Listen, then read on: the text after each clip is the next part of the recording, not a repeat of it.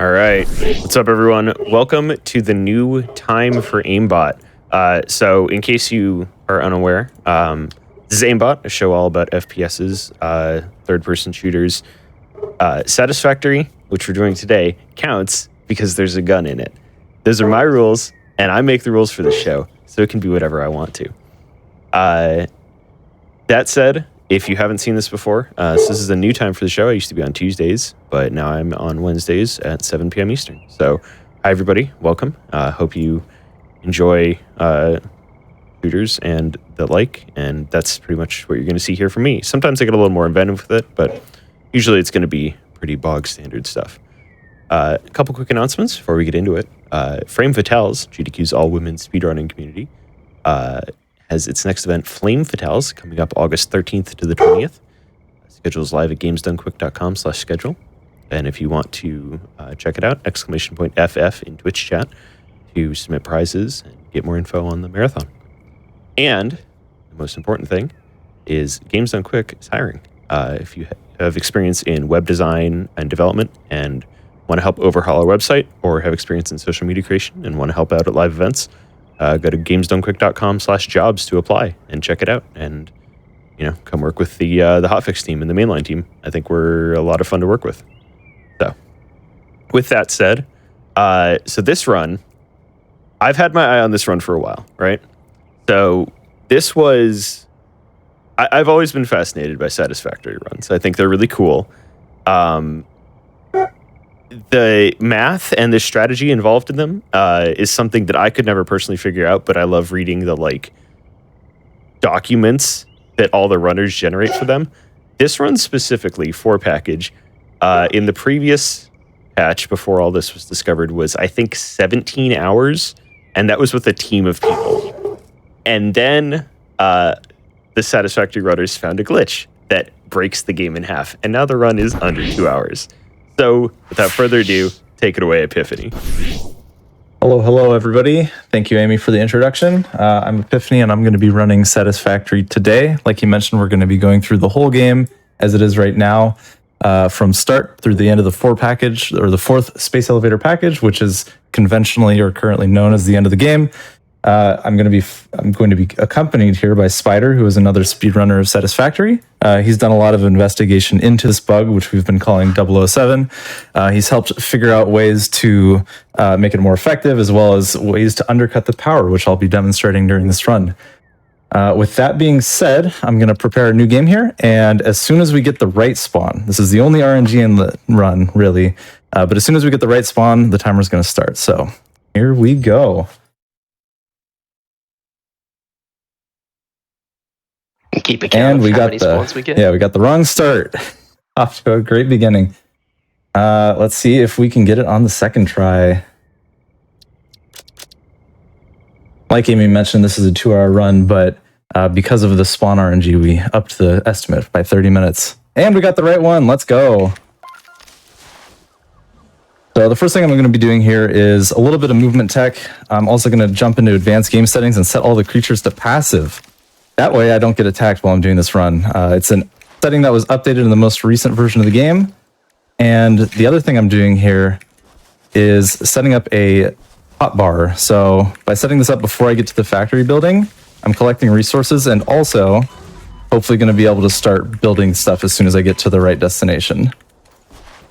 Spider, if you want to talk a little bit about the automated running and how that works, I'm going to be kind of focused a bit on doing it. Yeah, so there's basically a bug in the game that exists where if you have a window open when you're holding a key, as soon as you close that window, the game still thinks that the key is being held down. So you can gather materials by holding, I think the default is E. So that's why he's grabbing grass and bits like that off the ground that he's going to be using later.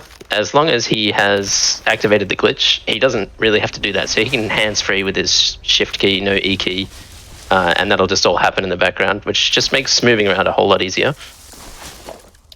Does have some nasty side effects later. When he's using the hover pack, for example, if he's moving around up, the game will think he's holding spacebar and it'll just fly off into the distance if he's ever interacting with his inventory at the same time, which can kind of be annoying, but otherwise the bug's pretty useful. Yeah, Yep, so we're getting to the main area where we're going to be doing most of this run here. And I'm going to set up the first buildings using this newfound glitch. For the seasoned Satisfactory veterans, you might notice that I'm preparing a lot of machines, but not actually giving them input. That's because the key of this glitch is that we can convince every machine it has everything it needs without actually putting anything in it. The molecular analysis machine referred to as Yeah, this is kind of a nuts discovery. I think Zidu posted a run seemingly out of nowhere, and then from that we've all spent a bit of time kind of figuring out how it works and what's going on, and obviously you can see 18 hours down to 2 hours is a bit nutty. as well as an object scanner and beacons. Basically what the glitch is, at least as best we understand, you set a machine up as you would normally and provide it some inputs, but before you actually do that, you want to basically copy the stateless recipe. So when you set a machine up, by default it doesn't have any recipe that it's making. Once you get a machine producing, you can paste over the top of that this stateless recipe, and it kind of breaks. And once it's broken, you can set it to whatever recipe you like, and the machine will just happily produce it indefinitely. It'll just never take inputs and just keep making the thing that you set it to, which is awesome. You might also notice he's putting power shards in all of these and overclocking them to 250%, so they'll be making things way, way, way faster. The trade-off for that is they are way more expensive to make from a power perspective. Realistically, we can't afford to be doing this. You saw the grid crash earlier, and we'll talk about that in a bit. But if you don't have enough power to support all of your machines, they stop working, which obviously sucks. With this glitch, though, you can see he's underclocking the machine and then overclocking it again. He's convincing the machines that they're actually fully underclocked, so they're going to be drawing power basically almost 0 megawatts. But they're going to be acting as if they're completely overclocked, which means we get all of the benefits of overclocking, and we consume none of the power, which is, again, pretty game-breaking. We can do this for pretty much every machine in the game, except for one really important machine that'll come up much, much later. But it's the whole reason we're able to sort of shoot past this early game and mid-game.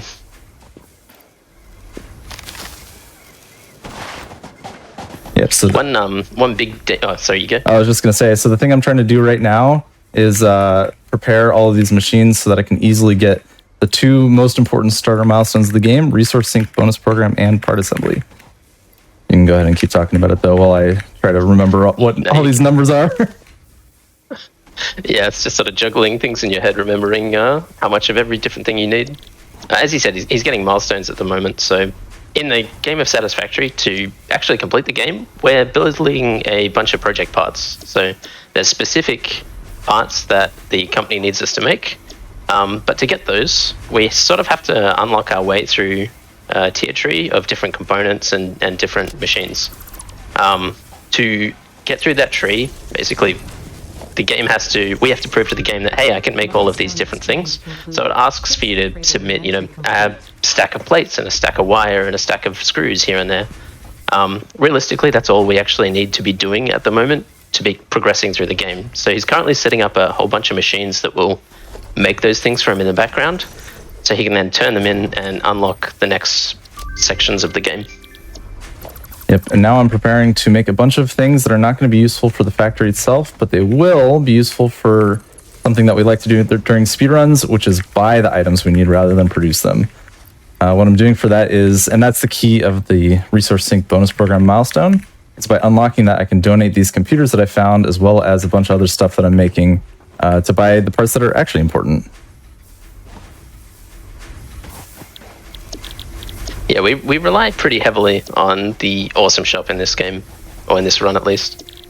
Rather than making everything, we just buy it. I think it was it update 7 where they came out with alien DNA? Yes, it was in this update. Yeah, so effectively we're going to be mass producing that, and normally when you donate items to the awesome shop, you get these coupons that you can spend to buy. If you're a normal player playing this casually, you'll probably buy things that are like functional and cosmetic. As speedrunners, we just buy a bunch of materials that we didn't have the time or couldn't be bothered making. So we'll be relying pretty heavily on mass producing alien DNA, donating it to the awesome shop, and that'll make us just a ton of coupons. Normally, those coupons come in at sort of a very diminishing returns. I think it's exponential how many items you need to provide to get coupons. But with Alien DNA, it's linear, so we get them at a better rate over the course of the game.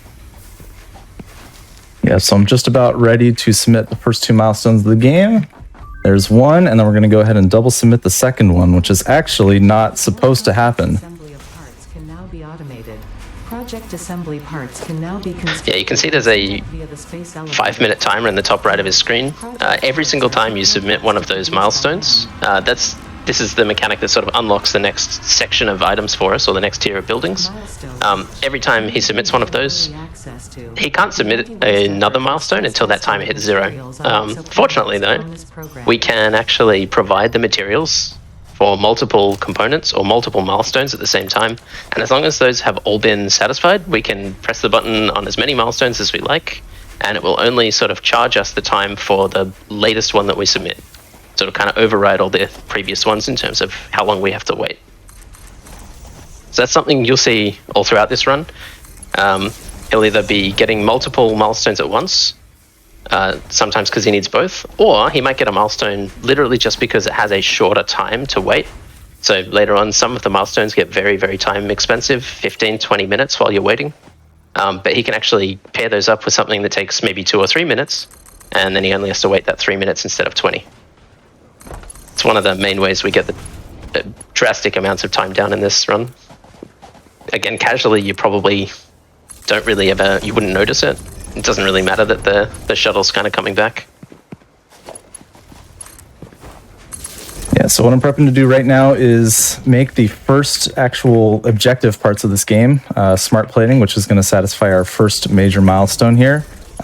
Once I'm done with making 50 of these, I'll actually be done with the first category of this run, which we call, fittingly, package percent.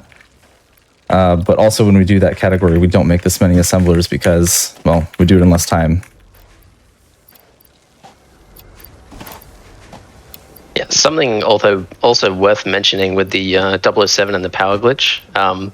While they are obviously incredibly powerful, they don't work persistently throughout saves. So if you've got your own save and you're thinking of playing around with this, which I'd encourage you to have a crack and fiddle around with it. It can be a bit of fun. But as soon as you save and then reload your save, the 007 glitch that causes sort of like that infinite production, that ceases. And the power glitch is even more finicky, so that will definitely break on reload. But something that even Epiphany has to be aware of here, and very careful, is if anything causes a machine to sort of rethink its power, it will fix that glitch, so to speak. Which means if the power ever goes out, if a machine stops producing, if he changes the speed at which a machine is producing, there's a handful of ways that he can cause that to happen. And they'll start drawing real power from the grid again. And once that happens, that's likely to cause the whole grid to collapse, because he's not planning for all of his machines to be taking all of their intended power. Yeah, it can be really dangerous too once we get manufacturers up and running, because at the rate that we run them, if they go idle or they recalculate their power, they're going to draw about maybe 50 to 100 times more power, which nothing that I've routed is prepared for. But just in case I mess something up here, I'm going to make a couple extra biomass burners. That way, in the event that one of them goes out unexpectedly, at least I have something prepared. Bit of a safety strat here. I didn't realize that idling broke that. That's wild. That might be the reason I was having problems with it, actually. Yeah, that's the thing that gets a lot of people, is you have to make sure that the machine has no reason to reconsider how much power it's using. Because as soon as it does, it's going to mess you up. All right, so the next thing I'm going to try doing here is both Spider and I really like fast movement, so we're going to try and get some quartz unlocked while we wait for our project parts to finish assembling. I'm going to go place a miner down on some quartz and then come back to it in about a minute or so. Hopefully it'll have enough that I can just research blade runners, which makes running about 10 times easier in this game. This still blows my mind. I didn't think there'd be any room for getting blade runners in this category. You just can't trip the power grid. I wasn't going to commentator curse it, but the last time you were on AIMBOT, you had some real problems with that specific section of movement.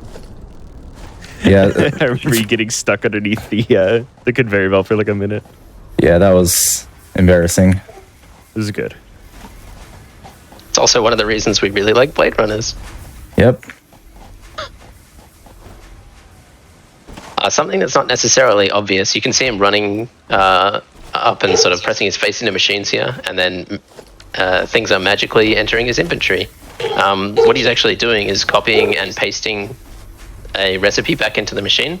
So if something's making wire, he can just copy the wire recipe from the machine that he's looking at, paste it back into the machine, and whenever you paste or set a recipe, it actually empties the machine. So he's getting back all of his resources and everything that the machine has made. All right, just about now, we're finishing the first milestone of the game. That's package percent right there.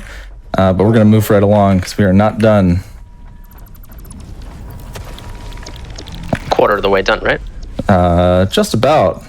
Maybe a little bit less. Milestone. So I'm going to do a triple submit here, submitting basic steel production, which is the one that I really want, and then a couple other semantic ones that are useful for factory building. Milestone reached. You have unlocked several structures.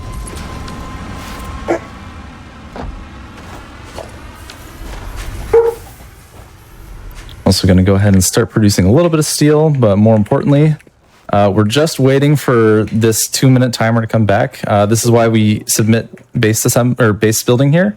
By giving me a 2-minute return time, I can begin unlocking more milestones, which is useful because what I really want right now is Logistics Mark III, which will give me much better conveyor belts. This mineral shows purity levels akin to synthetic quartz manufactured on Earth and can be used. I'm going to go ahead and research silica using this 100 quartz stack. A new research tree.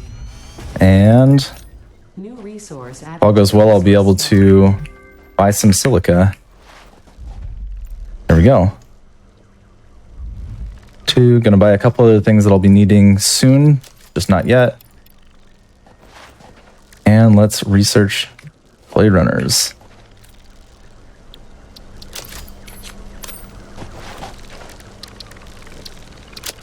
Okay, I can drop that off, and then I'm going to do a little bit of inventory cleanup here. And also research a couple extra spots, because it is tedious having to deal with all these things. All right, let's get some Blade Runners. Pocket dimension has been. I just realized you can get expanded inventory out of that too, can't you? Yeah, it turned out to be a lot nicer than I thought. Yeah. All right, and we're 20 seconds away from the next milestone. Let's go ahead and prepare some of this stuff for submission. I need to also go and grab some wire, so I'm going to go do that.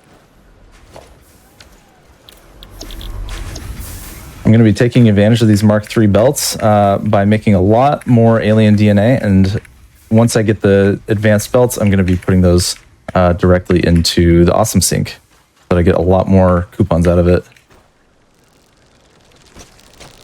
Okay, let's prepare all this. Grab the rest of the stuff from here. And prepare another triple submit.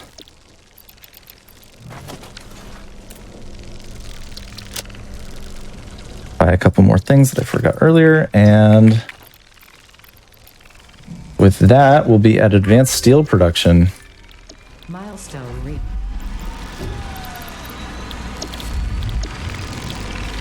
Once I have this, the next big task on the plate is going to be twofold. First, I want to make sure that I begin producing the rest of the parts that I need here. So I'm going to start making some automated wiring. And then I'm going to go set up all of the conveyor belts and logistics for this factory. Set my default. It's sort of a phase where you prepare a whole bunch of things for later on, just so that you've got the materials you need when you're doing mass turn-ins. Yeah. A bit of the interesting part of runs that have to do with like automation games like Satisfactory is that, like we mentioned, one of the biggest risks that's constantly looming over our heads is if the power grid fails, the run is basically over. Not 100%, but it becomes a lot harder to salvage. And so in a way, being fastest is a good marathon safe strategy, because that way you guarantee that you don't run out of power. I'm just throwing a couple things in here to make sure I'm extra safe. Then I'm going to get back to building all this.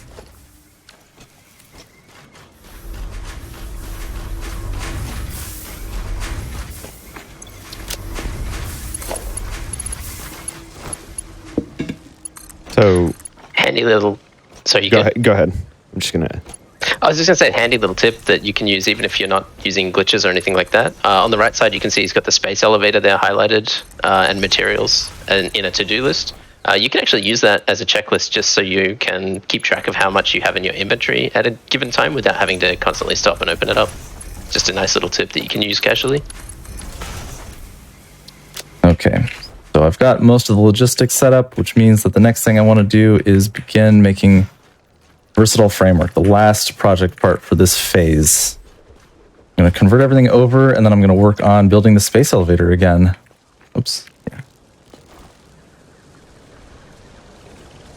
So in the early game like this, like, how important is it to get all of the materials set up for late game, or is that like, is it kind of a like pay as you go? You know, you set up everything for package 1, then you set up everything for package 2, or is it, you know, setting up stuff for, you know, 3 and 4 right now while for no major glitches runs, it's a lot of in the moment building. So I'm doing or excuse me, that's the other way around. For glitched runs, it's a lot of in the moment. So right now I'm building pretty much just the stuff that I'm going to need for this phase, as well as it does pay some dividends later. But right now I'm focusing primarily on just getting to phase 2 as soon as possible. For the no major glitches runs, though, a lot of it is around setting up a factory smartly so that when it's time to move on to the next phase, you have everything you need already.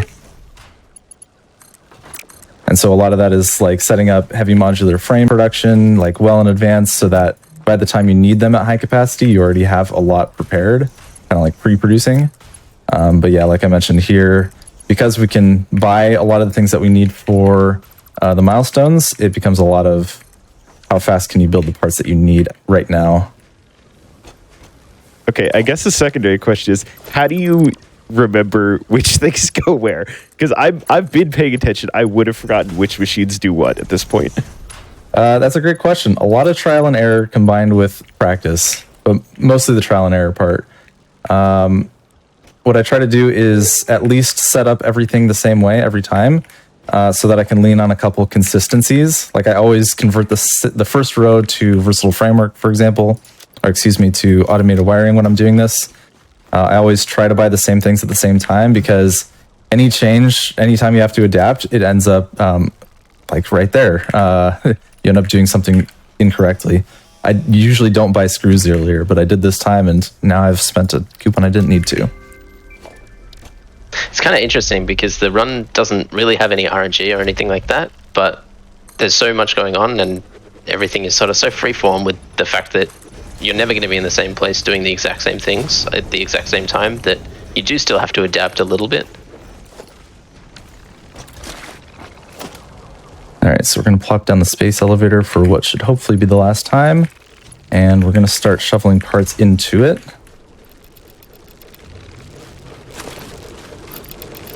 Okay, once we get the rest of those, we'll be good to go. Now I'm just going to start preparing the factory for after I finish. So this is when we start doing a little bit of prep work, so to speak, for the next phase.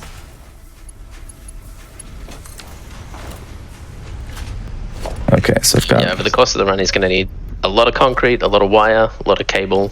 A lot of milestones require those as sort of like bulk items for turn-ins. And additionally, once he hits some of the very late game buildings, they're going to take very substantial amounts of concrete and cable to produce. You could just buy them, but you do still have to be a little mindful of your tickets in this category. Yep. Even though we can create theoretically infinitely many of them, we still only have so much time.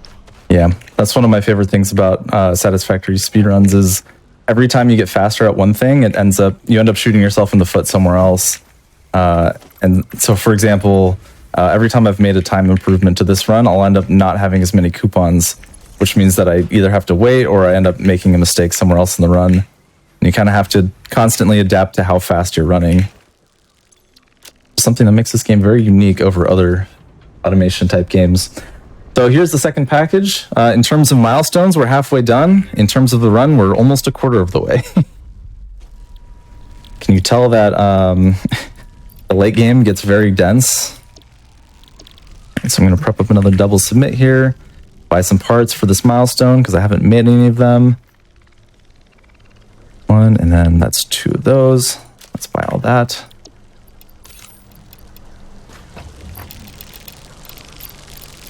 And oil processing we actually don't use on its own, but it's important to get because it unlocks the parts that we're going to be buying for the next milestones, plastic and rubber. Until you've unlocked plastic and rubber, you can't buy them.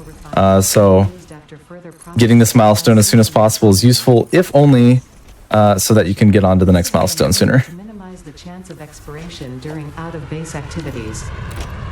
I'm setting up what I like to call my donation box here, which is anything that I have that is extra, like if I've overproduced something, I put it in this box and send it in to get donated as well. That's going to earn me a couple extra tickets. All right, Ada's kind of yelling at me. That's going to earn us a couple extra tickets and ends up serving us well here. I'm also going to make our first blueprints of the run. This is going to be for biomass, nothing incredibly crazy. But by doing this, I can plop down 7 or 8 biomass burners quickly without having to fill them individually with biomass. That way I can make a big power grid to sort of tide me over until it's time to make nuclear power, which to many people's surprise is only going to be in about 25 minutes. Yeah, skip straight from biomass to nuclear, why not? There's actually one of the really neat benefits of blueprints. Normally when you create a building, it's completely empty, not hooked up to anything. Obviously the point of blueprints is that you can have multiple buildings all connected together and working. The big advantage we can get is that we can place things like biomass or power shards into the buildings as part of the blueprint, so we don't have to go back and do that after the fact once we've created them. It saves a huge amount of time overall, actually. And once we get to manufacturers, you're going to see a trick with the blueprints that's going to massively speed up how long they take to set up and get going. Yep, I'm going to do a bit of a marathon safe thing here. I've previously been able to make a blueprint containing these biomass blueprints, so I can make like 3 or 4 at a time. But the last 2 times I tried it, I ended up crashing the game, so I'm going to not take that risk here. Only takes a little bit of extra time to put all this wiring in, but beyond that, should be fine. Yeah, so every one of these burners has 3 power shards in it and a whole bunch of biomass, which just gives us a huge amount of extra overhead on our power grid. Yep. I'm gonna make as many as I can, which looks like we get 2 more. And then hopefully with this, I won't have to mess with power again until we're ready to make nuclear.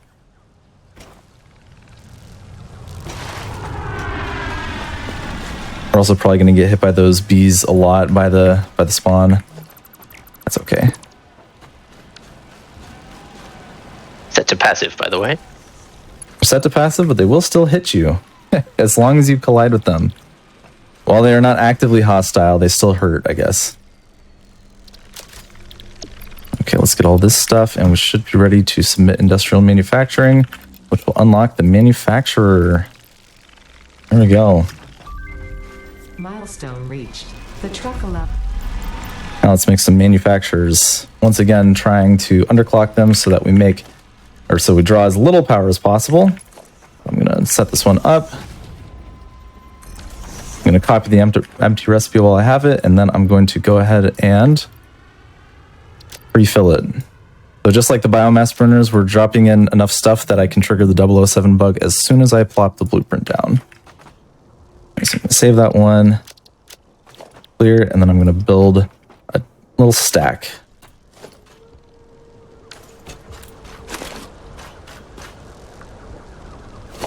This is blueprints in blueprints now. It's just a neat way to be able to sort of build them up vertically without having to sort of build floor between them. What the heck? I didn't know you could do this. Yeah, you just have to paste a blueprint into the blueprint builder or blueprint designer, and then you can use the blueprint mode to be able to stack them on top of each other. Yeah, it's blueprints all the way down from here. Put this one up a little bit differently than expected, but it's fine. That should be all good. So let's go ahead and save this one. I'm going to overwrite the old blueprint, and now we should be ready to make it. I have no idea why, but the game really wants to increment 10 at a time from this to-do list. probably thinks you're still holding shift when you open up your tab. Yeah. Or open up your inventory. For some reason I wasn't able to undo it though, which is kind of strange. Let's go ahead and buy a little bit of cable since I'm falling a little bit short. And actually, I'm going to see why I'm short because that should not be happening right now. Oh, I think it's because I'm 2 minutes ahead of pace. That'll do it. Once again, we're in the state where being ahead can sometimes be a detriment. Or can at least lead to unexpected results. All right, so we're going to go ahead and put this on 8, and we're going to make 20 manufacturers.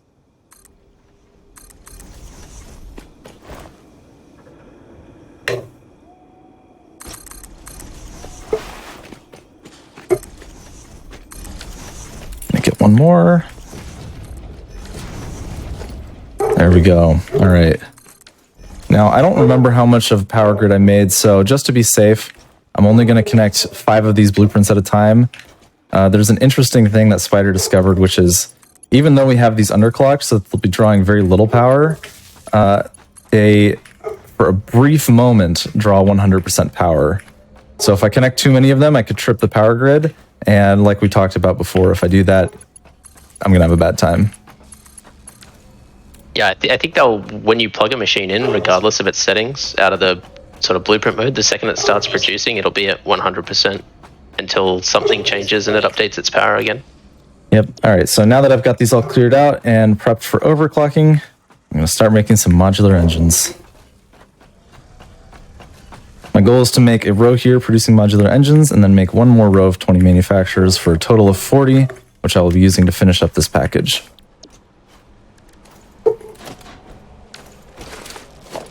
Go ahead and grab whatever I can. Probably going to have to buy some stuff once again. I don't remember which one of these I have. There we go. Gotta overwrite that. I don't need any more power shards for a couple minutes. Yeah, I was going to ask about power shards. Yeah. So I imagine like 007 makes you can actually like use them way better now than before. But is there ever a decision you have to make with like are there any things that you can't 007 like do coal, nuclear? So you can't 007 buildings that consume items for power. For example, you can't 007 a coal generator. However, what you can do is you can 007 the things that produce coal. So for example, what we used to do in earlier versions of this run or in this route was use a hard drive to unlock charcoal, which is a constructor recipe that makes coal. So rather than mining it, you could set up a bunch of constructors. Or I think, did you do compacted coal, Spider? Yeah, I did compacted coal. Yeah. So we would, Only because I didn't think of charcoal. I see. So we would set those up and use those as a source of power. And I'm going to be doing kind of similar here. I'm going to be using manufacturers and 007ing them to make uranium fuel rods. Actually, yeah, one of the interesting effects from that we will get to see later is you can't 007 a water extractor, for example. And because we're going to be using nuclear, we're going to need a lot of water. So we'll see in a little bit how he handles that. Yep. Made a small mistake here. I accidentally copied a recipe that was not the empty recipe. So that means if I want a 007, I'm going to have to do a couple innovative strategies here. Translation, we are sad.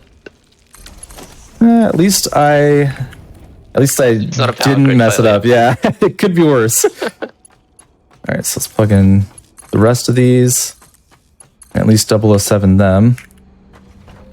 Make sure this one is good. Okay, great.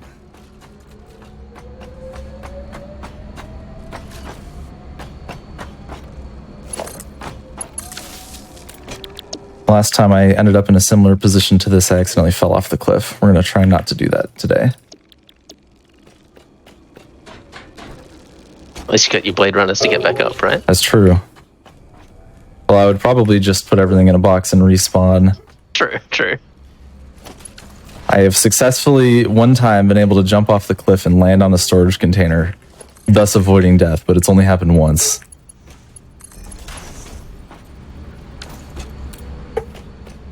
Like I forgot to connect the bottom here, but that's fine.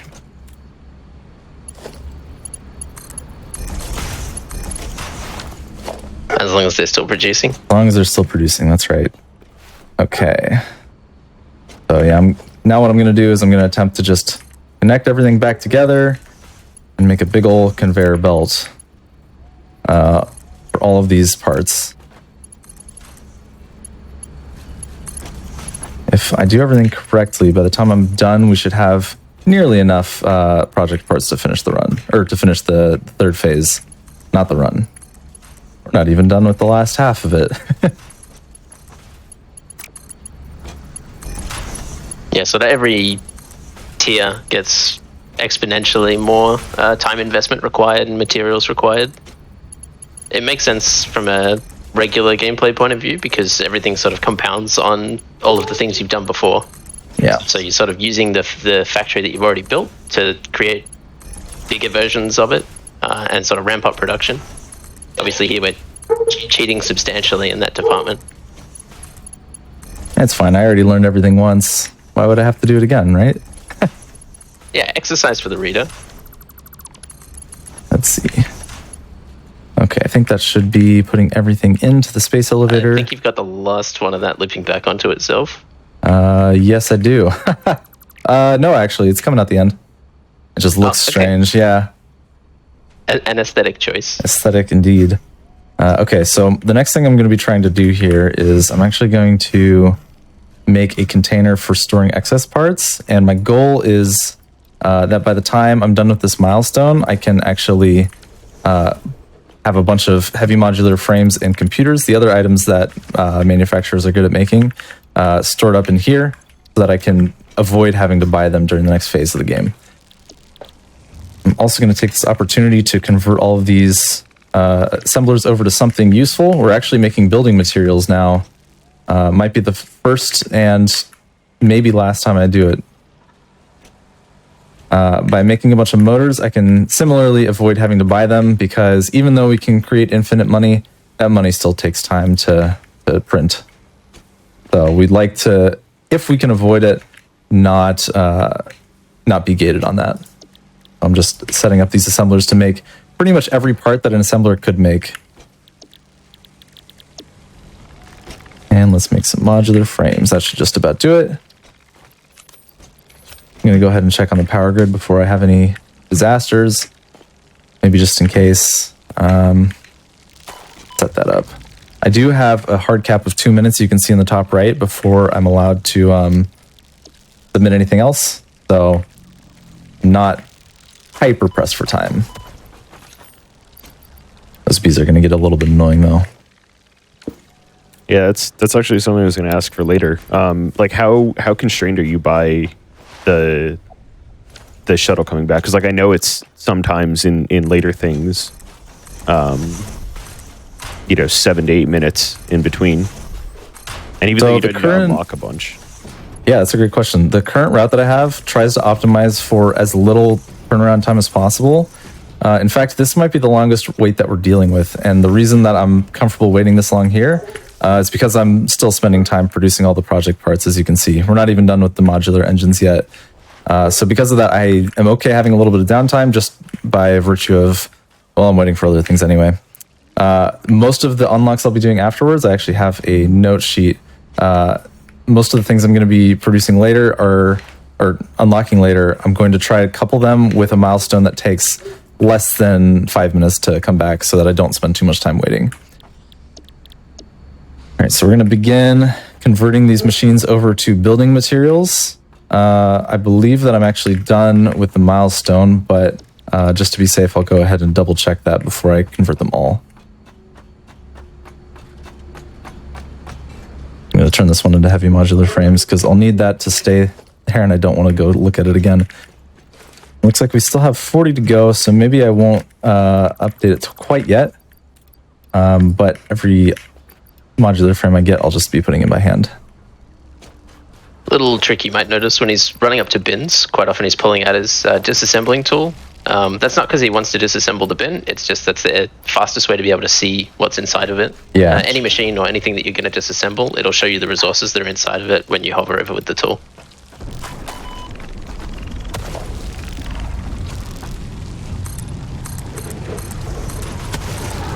right, so I'm also going to begin prepping some building materials here. The constructors that I set up at the beginning are good and they're doing a lot, but they're not quite enough for the rest of the run because the milestones that we're going to be running into in a minute here take a lot of materials to unlock. It looks like I'm going to be making 7 for now. Yeah, someone actually asked earlier why concrete foundation instead of normal foundation, and I assume that's just because it doesn't take iron plates. Exactly. In this case, we're not totally strapped for the availability of iron plates per se, but having to only worry about 1 item in your inventory slot is a lot nicer than 2. So once I'm done with this, we'll probably be good to send the package. I'm just going to make sure I get this running beforehand so that I'm not bottlenecked on it later.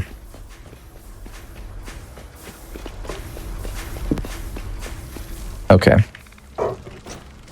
Let's go ahead and get that sent up. Perfect. Once that's done, I'm going to let the wire produce a little bit and also give myself some more heavy modular frames here.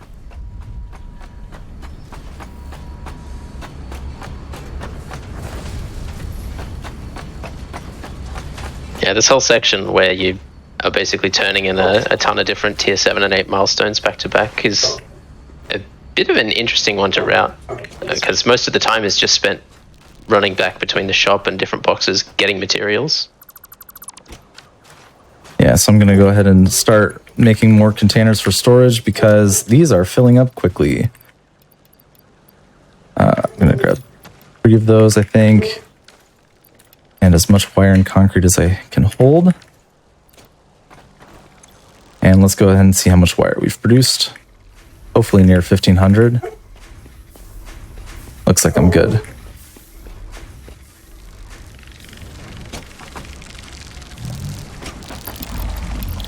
Okay, there's 1, and then we're going to prepare bauxite refinement. I was off by 1 stack of motors, but that's okay. I'm going to want 100 and 150 of those. Let me go and grab those motors now.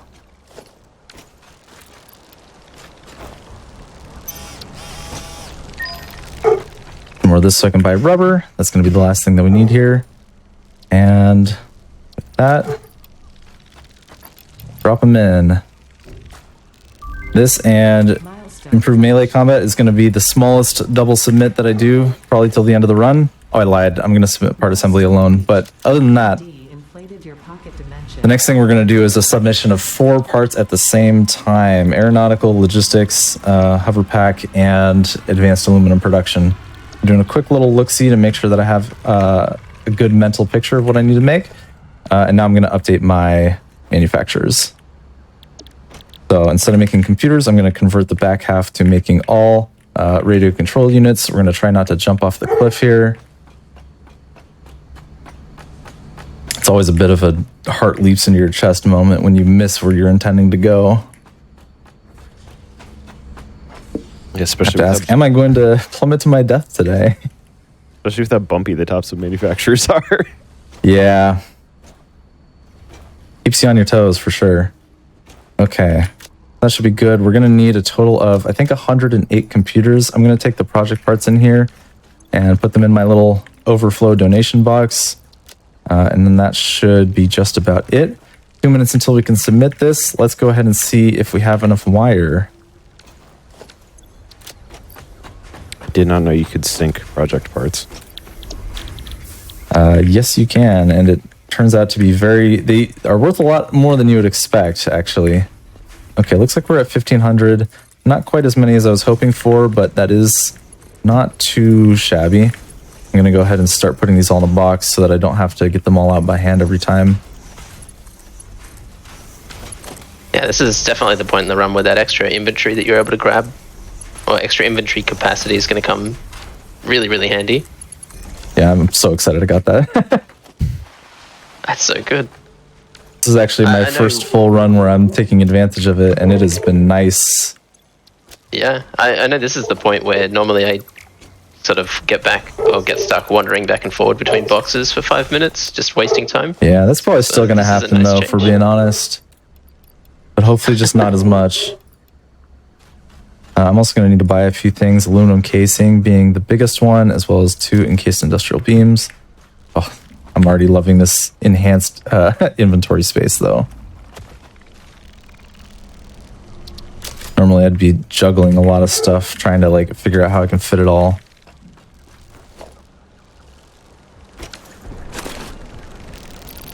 Let's see, it might not be quite enough, but we're gonna do our best. With any luck, pretty soon I'll be able to unlock one of my favorite and the inarguably best milestones in the game, which is the hover pack. Traversal is gonna get 10 times easier, I promise. Okay, I'm gonna buy some wire because I didn't have time to prepare it all, or produce it all, that is. And now let's see what I've forgotten. I've forgotten the all-clad sheets.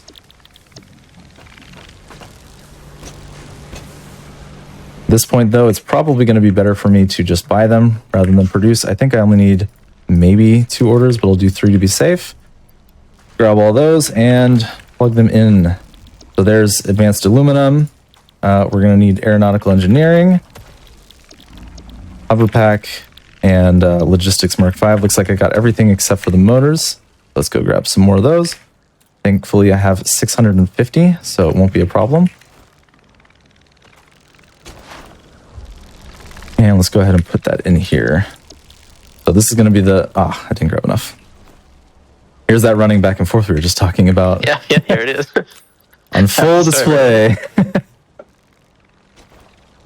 Okay, with any luck, that'll be enough. Plug that in. Get it into the... Nope. No luck at all. I'm just going to take them all. I know I only need 50, but at this point... Okay, there we go. The only thing that really matters is that we do Logistics Mark V last, so I'm going to go ahead and submit just whichever one I click on first. Okay, and Logistics Mark V. Perfect. Let's make ourselves a hover pack, and now we can fly. The object scanner can now find underground wells, which can be pressurized to extract. Yeah, I don't know why Logistics Mark V is the shortest milestone in the game outside of the like tutorial stuff at 1 minute long, despite being in the final tier. It is kind of surprising. Milestone reached. So now the thing I'm going to do is convert a bunch of these to concrete and copper sheets, which are going to be necessary for nuclear power. We need a lot of both of those. I'm also going to start converting these belts to Mark V because I've actually overproduced for this belt speed at this point. So we need to make sure that we remove those bottlenecks. Fortunately, all-clad aluminum sheets turns out to be one of the fastest producing items in the game. So as soon as you get it, you are set for life. Yeah, it's something like 75 per minute when they're overclocked. Yeah. Per machine. Yeah. Okay. That should just about cover it. Go ahead and update those, and then... Yeah, they're producing so fast that these just have a amount stored up. Our minute is over, which means that we can go ahead and start unlocking nuclear. But in addition to nuclear, I'm going to need to get 4 or 5 more milestones. Most notably coal power. We're actually going to be unlocking coal power, but not to make coal power. Not even for the pipes. Not even for the pipes. We're going to be getting Mark II for that. We only need coal power for the pipeline junction so that we can split them. Okay, let's see what we can do there. Definitely forgot to switch these over to supercomputers, so I'm going to quickly... Man, I really do have a marathon brain going on right now. I think this is still faster than my PB. I wouldn't worry. With any luck, we'll produce 150 pretty quickly, though, so it shouldn't be much of a problem. We actually don't end up being gated on any of these manufacturer parts for the run, because I think I did the math, and with 40 manufacturers, you produce everything you need in 10, maybe 5 minutes. So we should be pretty fine here. I'm going to go ahead and see how much I can plug in here to the milestone, though, and also prepare the other 4 or 5 things I need. I'll need alternate fluid transport. I'm going to take some of that wire I was producing earlier.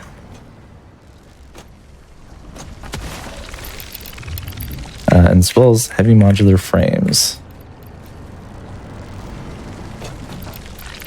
Okay, we'll come back to that in a moment. I need alternate fluid transport, coal power, which is all good to go. And then pipeline engineering Mark II is the other big one. This one I'm going to go ahead and just buy all of the parts that I need because I'm a little bit ahead and therefore do not have nearly as much resources as I'm expecting to at this moment. Okay, there's Mark II. Alternate fluid is the one that I'm missing some wire for. Let's see how much I've worked up. 600, almost enough, but not quite there. We'll buy another 500. It is no biggie. And then, yeah, let's get engineering Mark II. Good looking good. Nuclear and leading edge production will be submitting at the same time as one another. So let's go ahead and get 1, 3, 4, 5. Bunch of cables as well as many heavy modular frames as we can hold. And then I'm going to be buying 1,000 steel pipes. Leading edge production. They're really breaking the bank here. Okay, 1, 2, and another 50 right there. Okay. Last thing I'm going to buy for now is a bunch of fused modular frames. These you need a blender to produce, and I don't think we found any way to 007 a blender. Oh, you can. You have to basically use a packager to get the liquid started. Oh, yeah, that's a good point. All right, so we're going to be submitting It's fiddly. bunch of milestones here. The important thing is that we do coal last, so I'm going to not do that yet. It's going to be a 7-minute turnaround time for coal, which is why we do that one last. And I think that should be the last of them. So let me go ahead and plop that in. And we are good to start making nuclear power. Hopefully I've made enough power that I don't have to worry about it crashing. We should be fine. Go ahead and make a blueprint designer. We're going to do another thing that is not very typical for playthroughs here, which is instead of using water extractors like you would expect to get water, we're just going to be using packagers. Okay, I'm just going to pop that up. I'm going to move this somewhere else. Milestone reached. Coal is an improved alternative. Yeah, this is sort of one of the biggest current bottlenecks of the game. Well, not bottlenecks, but restrictions of the category. Up until now, we've been operating off of biomass because everything has been effectively free on power. That's going to change very, very drastically here. Anyone who's got to the end of this game has probably seen particle accelerators. And the sort of gimmick with these is that they have a variable power output or power draw. So they're going to start small, and then over the course of about 2 minutes, they're going to ramp up how much power they consume while they're creating their product. Unfortunately, that means we can't trick the game into telling it that it's going to be using no power. And these things are absolute beasts in terms of how much they draw from your grid. A single one of these overclocked will probably consume more power than the rest of your factory combined in a normal playthrough. And we're going to be making a lot of them, which means we have to kind of go up to nuclear here, and in a very big way. Yep, I'm also going to start making electromagnetic control rods. We won't need them quite yet, but when we make particle accelerators, they're going to become pretty important. Okay, so if all goes well, I should have all the buildings that I need here. Hopefully not. Having to wait 6 minutes just to submit a single milestone is never a fun time. But I have done it before. Okay, we do have pipeline Mark II, so we should be good here. Go ahead and make this. This is going to be a fancy little blueprint. Sorry, I forgot the word. Just for getting a bunch of water. When I overclock these and have them unpackage water, again using 007, they'll make 600, just enough for one nuclear generator. All right, so let's go ahead and unmake this. We also aren't going to need that anymore. Okay. So now I want to start making things. So I'm going to while I go over to the hub, I'm going to work on my to-do list again. I'm going to want... This is getting real annoying, actually. I'm going to want 8 of those, as well as 8... Yeah, even pressing shift again doesn't reset it. And then we're going to want 2 of these manufacturer blueprints.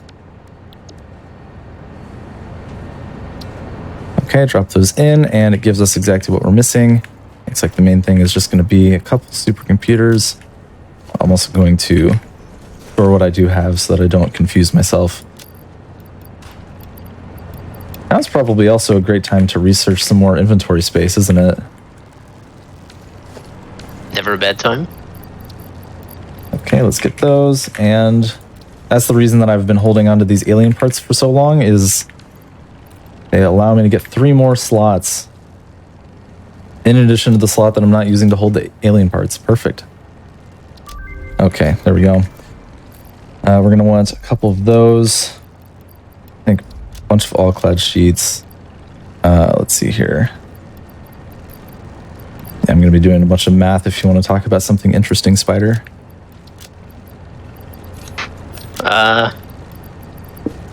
Yeah, it's like, what's going up now? We're doing the nuclear power, then the PAs. This is usually where runs, or early days at least, this is where runs went to die. Literally anything can go wrong when you're dealing with the PAs, and if the grid blows, it's going to be a bit of nightmare fuel in terms of getting it restored. I think, as Epiphany mentioned earlier, you can kind of recover from it, but it's best avoided if you can help it. Yeah, it's also because literally much all of the easier components that you to can make the power. Sorry, it's a lot easier to recover from this from a power failure if you have one nuclear accelerator going. If you have nothing running, then you are going to have a really bad time. Yeah. So what I want to try and do is get at least some uranium fuel going as soon as possible. Yeah, just having a small backlog of this means you can actually recover from what would otherwise just be a complete knockout. And it is surprisingly easy to trip your power grid when you're dealing with the particle accelerators. I think we've all sort of looked at our grid after setting up a couple and gone, yeah, that should be fine. Then you turn around, set up 2 more, look at your grid again, and it's exploding. I was actually thinking about, like, how are you going to get uranium? And then I realized that you can just paste the null recipe. That's right. Just produce some Another fun fuel rods out of thin air. Another fun part of the game ruined by speedrunners. So I want to get 4 of these made as soon as possible. But the important thing is that uranium is processing, and it already is, so that should be fine. Yeah, we are going to lose access to this bug when Update 8 comes out, which I think is scheduled to be prospectively in about a month or so. It's currently in the test version, the test branch of the game. Yeah. And we've confirmed that it's no longer working there. Sort of incidental. They're upgrading the engine to Unreal Engine 5. And just sort of through the reworking that's happened there, it's been incidentally fixed. Yep. Unfortunately, the devs actually did kind of want to keep the bug around, but there was another bug that was caused by the same root issue or whatever. So in order to make things better for the average player, they unfortunately are going to have to fix this. But we're getting all these runs in now while we still can. That's it. Getting this right under the wire. So I'm going to convert all of these into making water, make sure they're all hooked up, and then once I do that, all that's left to do is plug in the uranium fuel rods. I'm still letting them produce without connecting it because I want to make sure that the logistics are perfect. So I'm making sure to put all my splitters on first, and then once I do that, I can just drop them in, and then any luck, these should start working. And we'll see a big spike in power. There we go. Yeah, big. It might look a little bit untidy, but anytime we're doing these sorts of setups, typically we're going to be load balancing them, which in this game just means you're making sure that all of the machines are receiving inputs at the same rate. That way they can work the most efficiently off the bat. It's fairly straightforward to get all of your machines working, but if you're not load balancing, it might take a little while for all of them to sort of spin up to full speed. Okay, there we go. So I've got all of my stuff good for the first one. I'm going to go get some more plastic and all-clad sheets, and then I'll make the second nuclear setup. Just now the hub thing came back, so I can launch particle accelerators, or particle refinement, is that what it's called? But I'm not in a huge hurry to do it right now, because without power, it's useless. I was going to ask, so I think the big question on everyone's mind, who doesn't know this run, is the nuclear waste. What? Yeah, just like a lot of society, we're gonna put that in a box and hope that everyone forgets about it. That'll be a problem for future Satisfactory generations. Yeah, thankfully the run is short enough that it doesn't become a problem. Yeah. We just have to make sure we're clearing it out of the generators themselves. But realistically, we're not even going to fill up 2 containers before the end of the run. Holy moly. Yeah, I usually end up making 1 container per 4 nuclear generators, and so far I haven't had any problems with running out of space. It is a bit of a fun surprise, though, when you make a mistake on handling sort of like your logistics or your belting or anything like that when you're setting these things up, and there's a bunch of nuclear waste, and then you dismantle something because it's not working and wonder why you're taking all of the spicy damage. Because when you dismantle something, it goes into your inventory. So now you're holding a bunch of nuclear waste, which is always fun.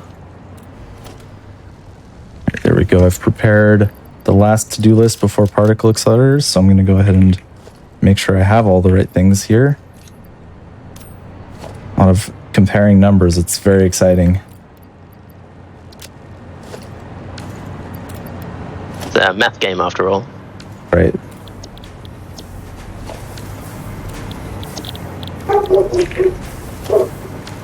Yeah, you would also have seen just a minute ago, he set up a bank of batteries.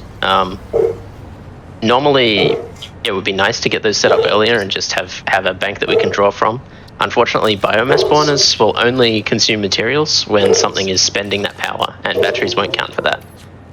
So now that he's set up nuclear, he can set those batteries up, they'll start charging, and that'll give us a bit of a safety net in case the particle accelerators spend more than our nuclear is producing at a time. It'll draw from the power bank instead, rather than crashing our entire grid. Because as we said earlier, if the grid crashes, we kind of have to go into panic mode pretty fast. Yeah, speaking of trying to avoid panic modes, what I'm doing here is I'm just making a bunch of extra storage so that none of these machines coincidentally go idle, because that would also be a bad time for me.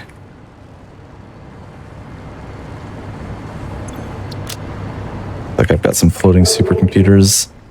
I'll leave that there.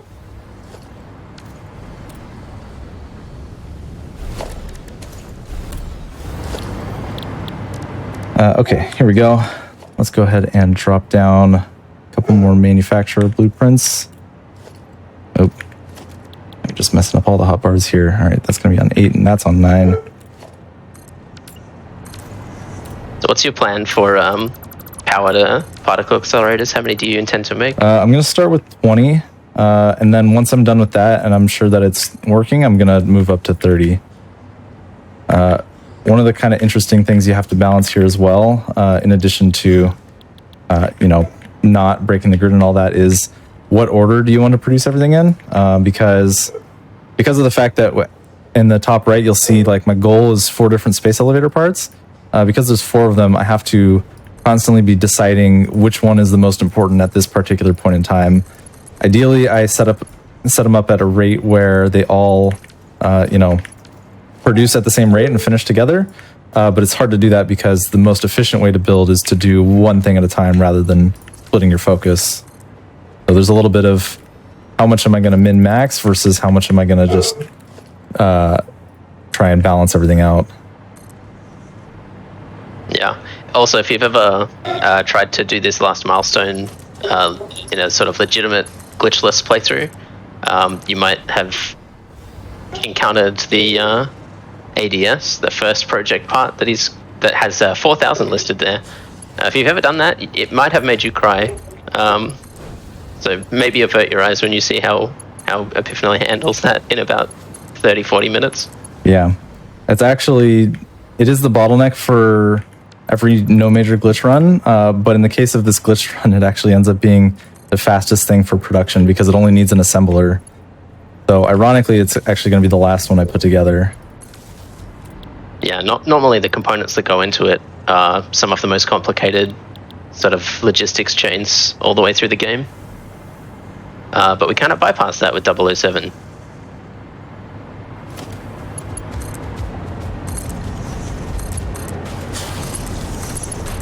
Once again, I'm going to be setting up load balancing here. I want to make sure that they all start at the same time as one another. And then once I'm done with that, I can put in 4 more nuclear power plants. I also want to make sure that they're all overclocked to 250% because if you make a building and you're not overclocking it in this run, what are you doing? Okay, there we go. We've got our next 4 all working. I'm actually going to move them off this way for putting them in a box because the other area is going to be reserved for my particle accelerators once I make those. While practicing this run, have you ever accidentally run into the spicy damage? Yeah, actually. It's a unique form of panic when you realize that you're dying quickly. Yeah, fortunately, I almost lost my first run to that. Yeah, fortunately, I have not fully died to it before. Okay. Let's convert these all to turbo motors, and then the second row we're actually going to convert to making project parts right now. Even though we're not going to min-max on making a lot of the magnetic field generators, it's good to get some of them going now so that we don't have to worry about it later. Look at all those supercomputers. Anyone who's tried to set up a supercomputer factory is probably stunned at how easy it looks. Slamming my hands on the ground. Yeah. It's a little bit criminal because obviously, we had to set up all of those manufacturers to get the tier 3 project parts out, and it's as simple as literally pasting a recipe to start working on the tier 4 ones. Yep, I'm just adding more of these because I can tell that I'm starting to fill up all the containers. Don't want that to happen. Okay, let's go ahead and grab some parts. That might have been a bit much. And I think, yeah, I should be good to go. So let's go make our last nuclear plants here. You can find a hole. There we go. I think, yeah, these have already banked up a couple. We're going to build those out over here on the coast. I'm sure the local fauna is a big fan of what I'm doing here. It sounds happy. As long as they just don't get too close to them, I'm sure it's fine. Exactly, just don't get in the way, and it should be fine. Looks like I'll need more sheets.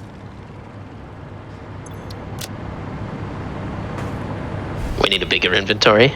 Yeah, if only there were more unlocks for it. Yeah, this is what the end of the run ends up turning into sometimes, is kind of just like a mad dash to get all of the building materials that you can, because these late game buildings end up becoming very, very expensive to make. That's a tech that I like to do more often in my no major glitch in my NMG runs is if you jump off of a Mark V conveyor belt, you get a gigantic speed boost, and so you can use it to kind of propel yourself way forward through the factory. I don't use it as much here because the amount of map traversal we're doing is not as large, but it is still pretty nice. Or if you want to get from point A to point B fast, I think it might actually be the fastest mode of transportation, is just yeeting yourself off of a conveyor belt. Yeah, unless you want to count like a hypertube cannon. True. Hypertube cannons do exist. The one downside of them is they require power, so if you're adventuring, for example, you can't just create a hypertube cannon out of nothing. That's actually the wrong direction. Hypertube cannon blueprint with a biomass burner? That's true, yeah. It sounds like more effort than it's worth. It is a lot of effort, but it would work. Yeah, one thing that I like to do during my NMG runs is when I'm on a hard drive run, I'll bring one blueprint that's just like a single belt that takes like 2 all-clad sheets or something, and I can just plop it down, and if you chain it together correctly, you end up going really fast throughout the terrain. Fun little movement tech. Yeah, that's something we haven't actually mentioned. For a factory building sim, the movement in this game is incredibly good. Just sliding around, jumping around in this game feels really, really smooth, and it's actually quite enjoyable.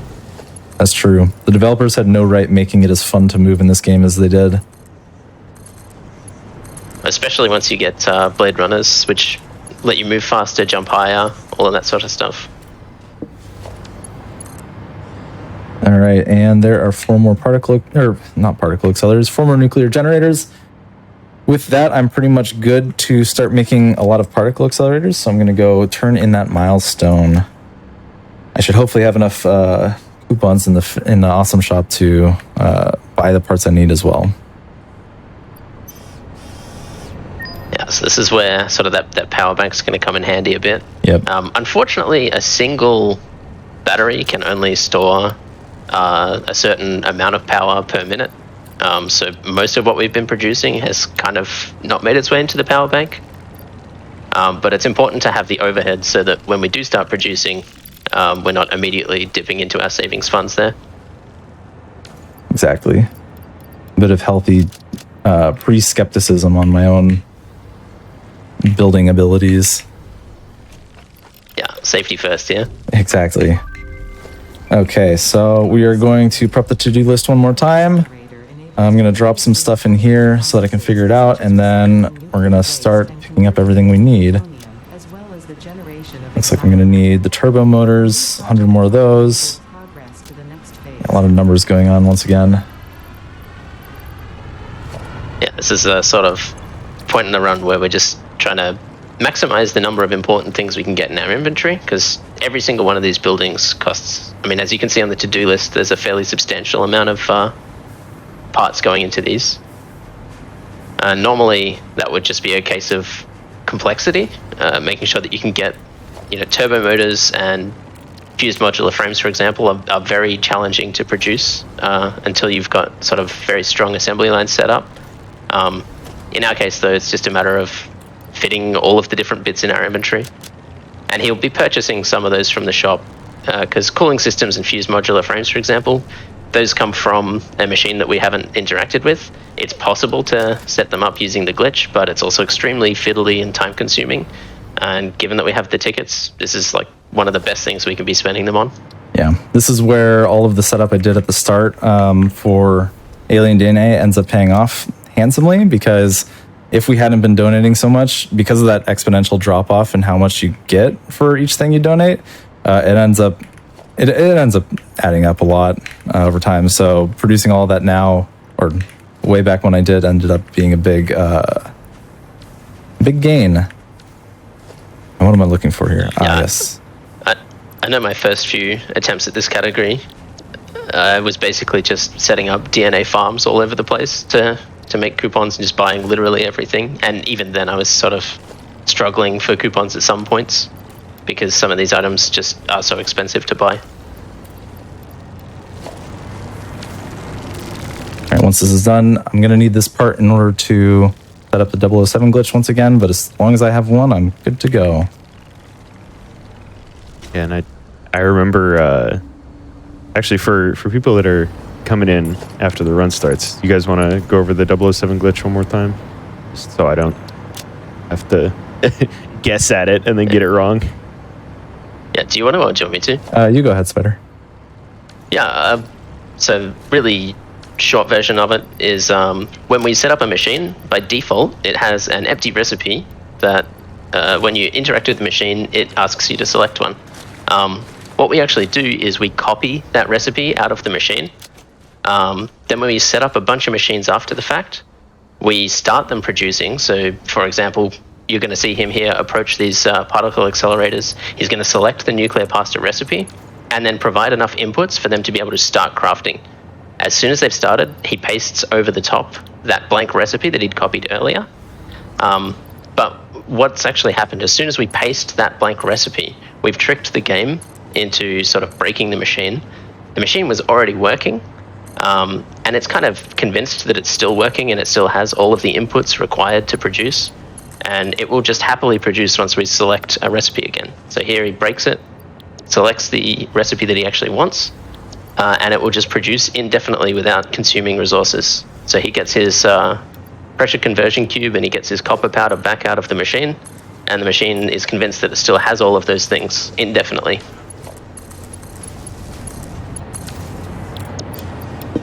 So I actually forgot that so I've gotten to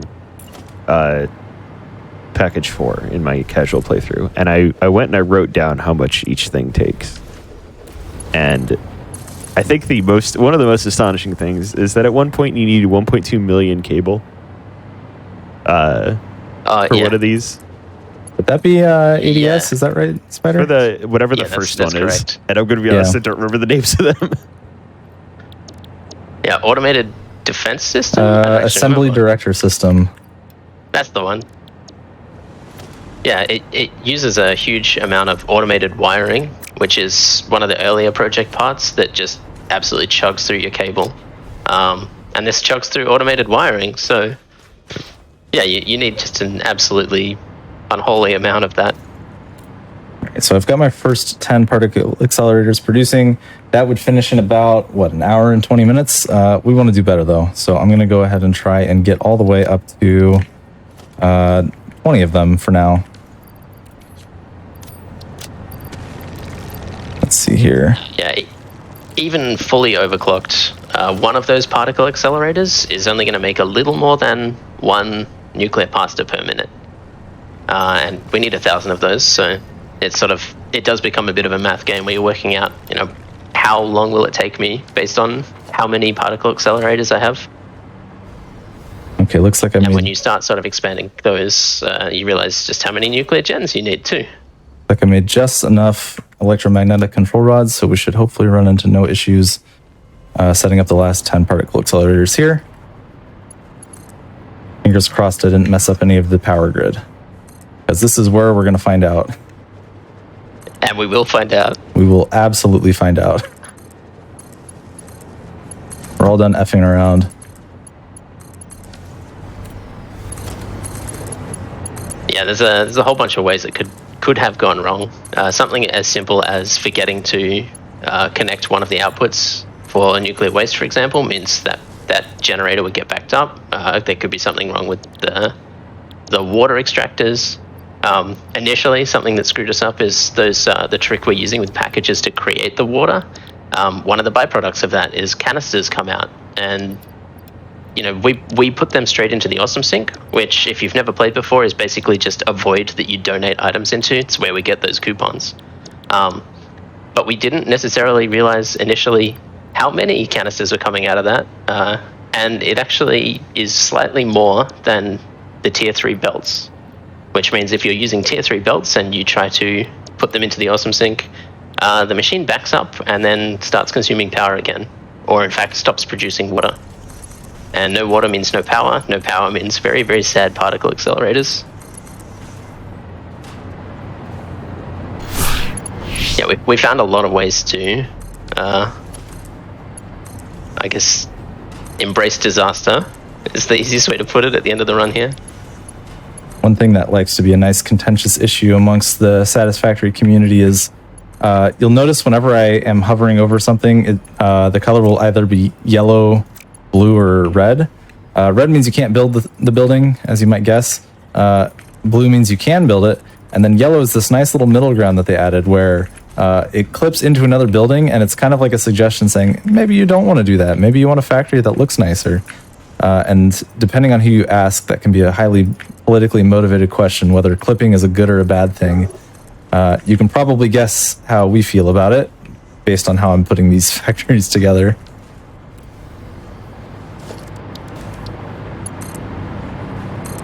So we're going to prepare the first project part to go back to the space elevator here. All goes well. We'll start to get some nuclear pasta in here, and we'll begin working towards the end. I think we've all got a secret save somewhere that's full of nicely organized machines and void of clipping, but we aren't allowed to share it with people, or we might get our speedrun license revoked. Oh yeah, for sure. I definitely have the patience to not clip all my conveyor belts into each other. I'm super organized and disciplined and have never, ever relented on that. Okay, so I've got my original 40 manufacturers making magnetic field generators. Those will finish, just as soon as the particle accelerators would. So they're working on the same pace. Next thing I need to do is just begin doing the same thing for the rest of the project parts. I'm going to drop in what I have here. Give it a second to all come down the pipe for those turbo motors. And we're just going to drop the rest straight into the space elevator. Okay, I think what I'm going to do is I'm going to start by, setting up the manufacturers for thermal propulsion rockets, followed by some more particle accelerators. And the last thing I'm going to do actually is assembly director system, that really difficult one that Spider was talking about. We're going to save it for last. Save the best for last, I suppose. Just the nature of 007 means we sort of reverse the order of the bottlenecks. Where in a casual playthrough, you might think that pasta is horrifying and complicated. But then once you actually start setting them up, you'll realize that assembly director systems are actually much worse. Cursed. Yeah. Yeah, I think it all comes down to the automated wiring, I believe. Turns out it's very difficult to make automated wiring en masse. Yeah. Yeah, I feel like the pasta is really hard because you gotta acquire so much uranium. Yeah, the pasta is difficult because of the power requirements. The actual construction of it is a lot easier than you would expect. Okay, make sure that's got the right recipe in it. Yeah, if you're at that point in the game, then you're probably already able to make the components that make up the pasta pretty trivially. But it's more, it's a question of can you provide enough power for this thing to continue operating? This is one of my favorite parts about the hover pack, is that we don't really need to build foundations anymore. As long as the power grid doesn't fail. If the power grid fails, it becomes a very different story, but we're going to just hope that doesn't happen. I think you got bigger problems if that happens. I've also built one of these blueprints backwards, which is, speaking of disorganized factories, that's going to look real nice. Just another aesthetic choice. That's right. Another way that this run is unique from all the others.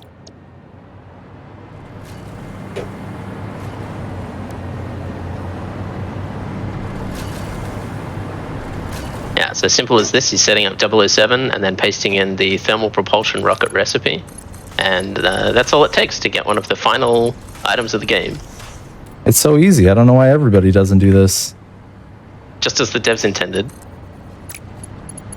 And let's make sure we set up our conveyor belts so that the parts actually go into the space elevator. Yeah, don't forget there's no output on the manufacturers, yeah. I would never forget something so simple as that. It's the worst when you're used to using a specific blueprint. Like Epiphany would have made this blueprint 100 times now. If you accidentally forget a belt or something like that, you're so used to just using it and having it work that you might set it up and forget about it. And it's almost not worth going back and fixing the blueprint because that takes a whole bunch of time. So you kind of just suffer and hope that you don't forget. Yeah. When it comes to me, that usually means forgetting. Okay, so I've got some thermal propulsion rockets working. The next thing I actually want to do is first check the power grid. Looks like we're pretty stable, but I'm going to want to make more of these. So I'm going to drop an 8 here, another 8 here, once I can, and then 2 more of those manufacturers. we'll get those prepped up to go. And then once we have all that, I might actually have to buy some heavy modular frames. I think I do. Looks like I didn't make enough of those earlier. Oh, well.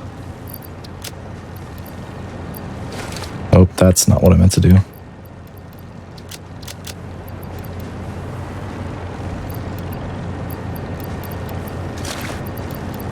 Yeah, this is very much approaching the home stretch now. Most of the infrastructure is set up. Yep, and It's just a matter of I think with waiting the for the production to catch up. with the exception of assembly director systems, I am making some of everything. So if nothing goes wrong and I leave this game idle for like a couple hours, I will finish. Maybe not fast, but I'll be done. Let's go ahead and put those away.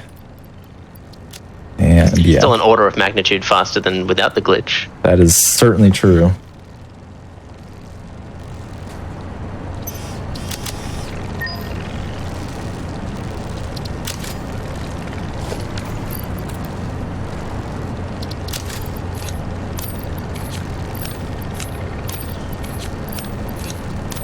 Okay.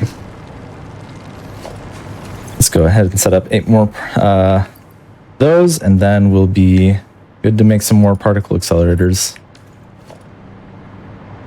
There's actually an interesting trade-off.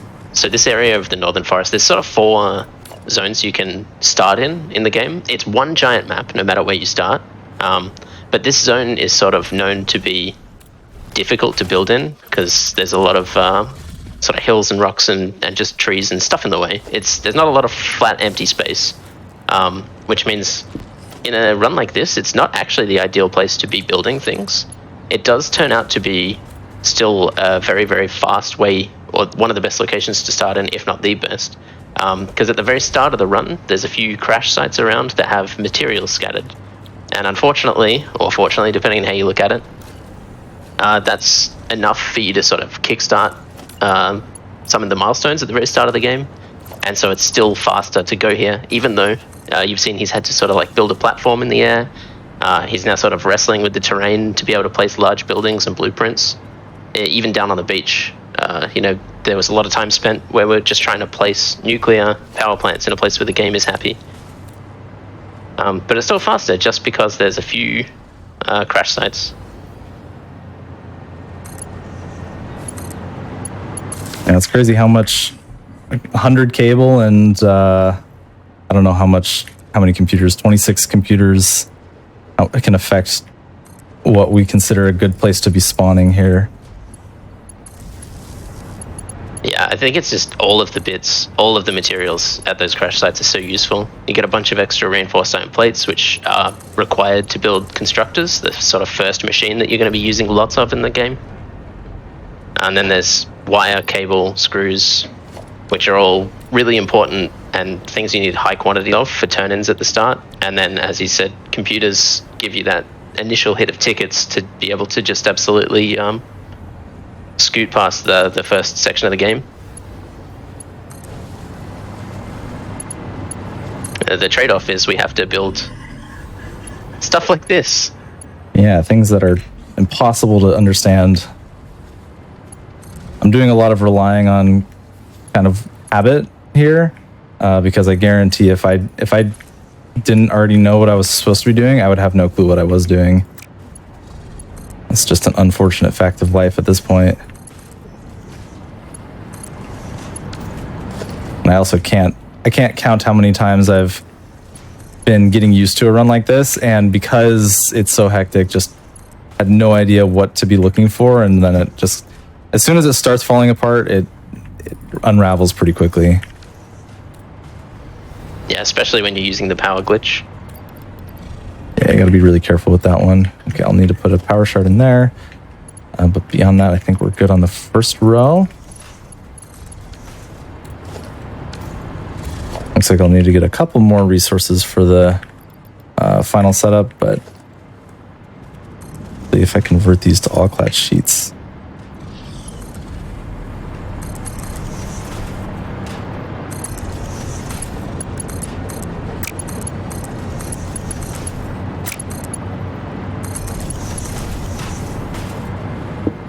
So Yeah, sometimes the belts don't want to connect there. It's got to go a bit wonky and roundabout to make it work. Yeah, you'll see that in most games, even if they're not speedrunners, though, to be fair. True. when you're doing the planning for a run like this, like I talked about the spreadsheets a little bit at the beginning of the run, but like how much testing goes into this and how much, you know, proof of concept. You know, you say, oh, I can, you know, hypothetically make everything this fast. Obviously with 007 it's a lot easier because you just multiply everything by, you know, 150% and go from there, or 250. But, you know, at what point does it become, okay, I'm putting too much back into creating machines rather than outputting, you know, materials? That's a really good question. Because there are so many moving parts to a run like this, I found personally that the best way to do it, or at least the best way for me to do it, has been to come up with kind of a rough guideline, and then actually just, there's a little bit of trial and error after that point, because as much as you try to do calculations, and I've tried to do calculations so many times over, there's always something you can't account for. And so really repetition ends up being kind of one of the most important things. Like that first maybe 10 minutes of the run where I'm setting up the initial constructors, the recipes that I decide to put in each of those constructors have changed significantly over time as I realize, you know, if I put more wire on like sooner, then like I end up not having enough concrete or something like that. And the only way to really truly understand whether it's gonna work is just trying it. And then when it doesn't work, trying something else, which depending on the run, like if you're talking about like a not glitched 4-package run, which is 17 hours, you don't really get to iterate as much as you might expect. And so it doesn't get quite as optimized. But here, I've done a full run maybe 6 or 7 times at this point, and each time there's like small optimizations like that are like, some of them are like testing hypotheses, and some of them are applying those same things and hoping that it, you know, works out as I tried to math it. But there's always going to be something that's off. At least that's my experience. Maybe you're good with math, Spider. I have pretty similar experience, to be honest. Usually, as you said, you go in with a sort of an idea where you think, okay, this is what you expect the bottleneck to be, and you focus on that. And then through trial and error, you'll work out really quickly, or hopefully quickly, whether or not that is the bottleneck or how much you need to devote to it. Usually, for me, it'll be a case of I'll try something that I expect to need to do, and it'll be done while I'm still setting up the machines. That's probably a sign that you have enough.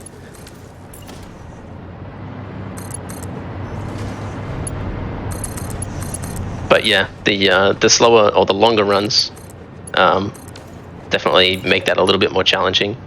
You iterate on the first section a fair bit. Yeah, one fortunate side effect though is that because of the nature of this game where things kind of build upon each other, as long as you, like, if you get a good start, you're likely to get a good like continuation, so to speak. So like having a strong beginning to the run actually affects way more than it seems like it would. Yeah, absolutely. Similarly, if you forget to plug something in at 10 minutes into the round or into the game, you'll really hurt by the end when you don't have enough of what you need. Yeah, the number of times I've gone on a hard drive adventure, come back and like 2 machines have just not been connected and haven't been producing the whole time, and I come back and I just reset instantly. It's cursed. Yeah, I've been there many times. You do like 20 minutes of exploration just to find out that it was all wasted because you turned one machine off. And even worse is when, well, because I stream a lot of my attempts, I have video evidence of myself saying, I better not forget this, and then lo and behold, by the time I get there, I've forgotten completely. Okay, so there's our last 8 nuclear generators. Let's go ahead and see if I can convert all my assemblers to assembly director systems and work on the last particle accelerators. Pretty sure I've made enough by now, so I'm just gonna hope. You can see in the top right, there's a tracker that shows how many of the different project parts have made their way into the space elevator. At the moment, it looks like the nuclear pasta, that shiny blue one on the right, is just not yet connected to the output. That's because there's really no risk of the machines filling up. Getting them into the elevator is only important for actually sending it off, so it's sort of low on the priority list. It might look like there's none, but you're about to see that change very, very drastically as he's just connected that line up. Yeah, I definitely didn't forget to do that. I've been waiting for I've been waiting for a grand reveal moment. Look at all those nuclear pasta.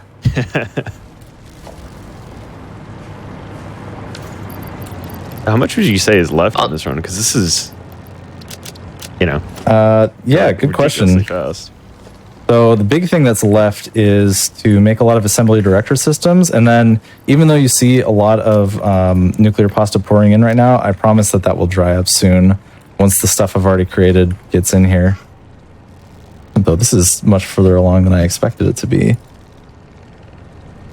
Okay, there we go. We're at 400. Still a very good amount, but yeah, certainly not as many as I'm going to need. I'm actually going to donate those, get some tickets for them. Considering I only need 100 turbo motors, giving away the rest is going to get me a lot of coupons, which will help me with this building phase. Yeah, the end here is something of a balancing act because your time is only going to be as good as your slowest project part. Yeah. There's no point banging out a whole bunch of one of them if you're still waiting on pasta or ADS or something like that. So he's trying to match up the three on the right there as evenly as possible. And usually that's why we sort of spent so much time investing in the pasta. But now we're about to go absolutely ham on the assembly director systems. Yeah, I think since these have probably gone through, I should have a good amount here. There we go. I'm going to go ahead and buy the last things that I need for nuclear pasta. Wrap that up before we get going. Yep. I'm also not going to need this plastic or rubber anymore, so I'm just going to try and get that out of my inventory. Despite having as much stuff as I do, inventory management is still kind of a big deal. Okay, let's get those. And I think that should be about it. I am going to be making a platform for this because the particle accelerators get quite large. And that extra inventory space is huge still. It is pretty nice. Like I kind of alluded to with that whole trial and error thing, a lot of what I'm doing here is stuff that I've done before mixed in with a couple of things that I think are going to be improvements. For example, the Blade Runners are new to this run. I thought that they would make the traversal better, and they seem to be paying off pretty nicely. Plus, running with Blade Runners just feels a lot better. So we're going to call that a win. I gotta say, I'm sad you never got the jetpack, though. Did they actually fix that movement? Because I know at one point, sliding and jumping with the jetpack just made you go like ridiculously fast. I don't know if they've fixed it. As far as I know, it's supposed to be that way. Update 8's going to be really, really interesting with the jetpack.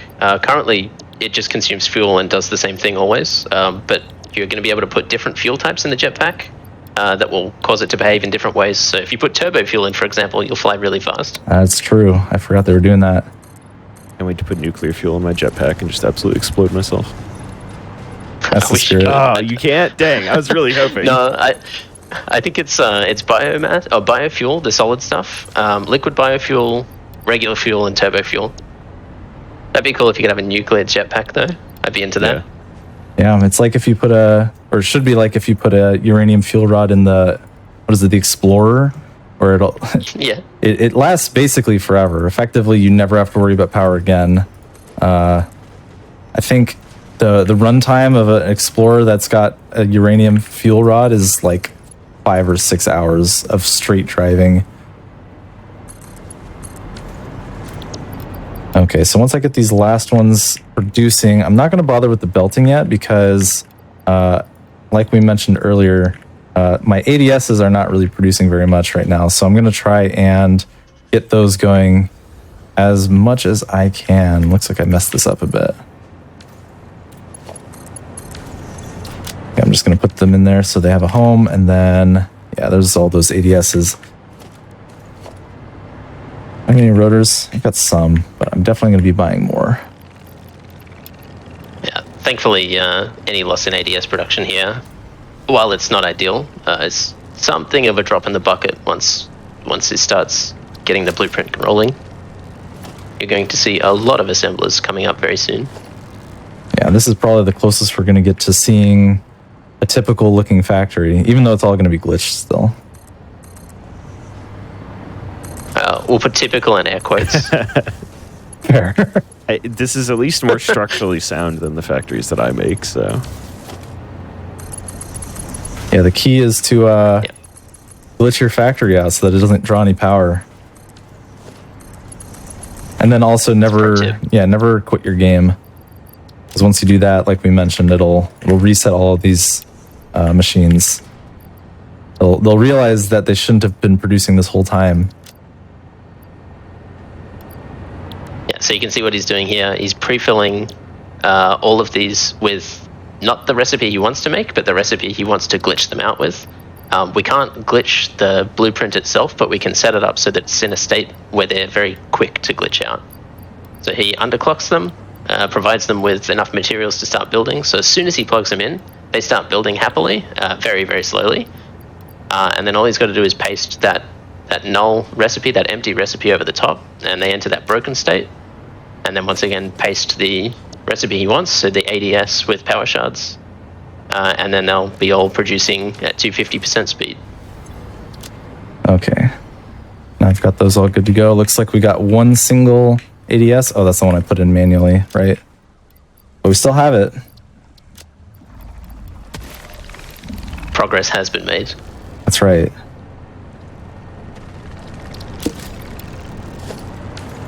In the categories that aren't, glitched, I was trying to find a nicer way to say that, but this is just broken in half. Oh, yeah. Do you wind up using things like trains or drones or any of the, more esoteric non-belt options that they've added in, or is it too part or cost power prohibitive?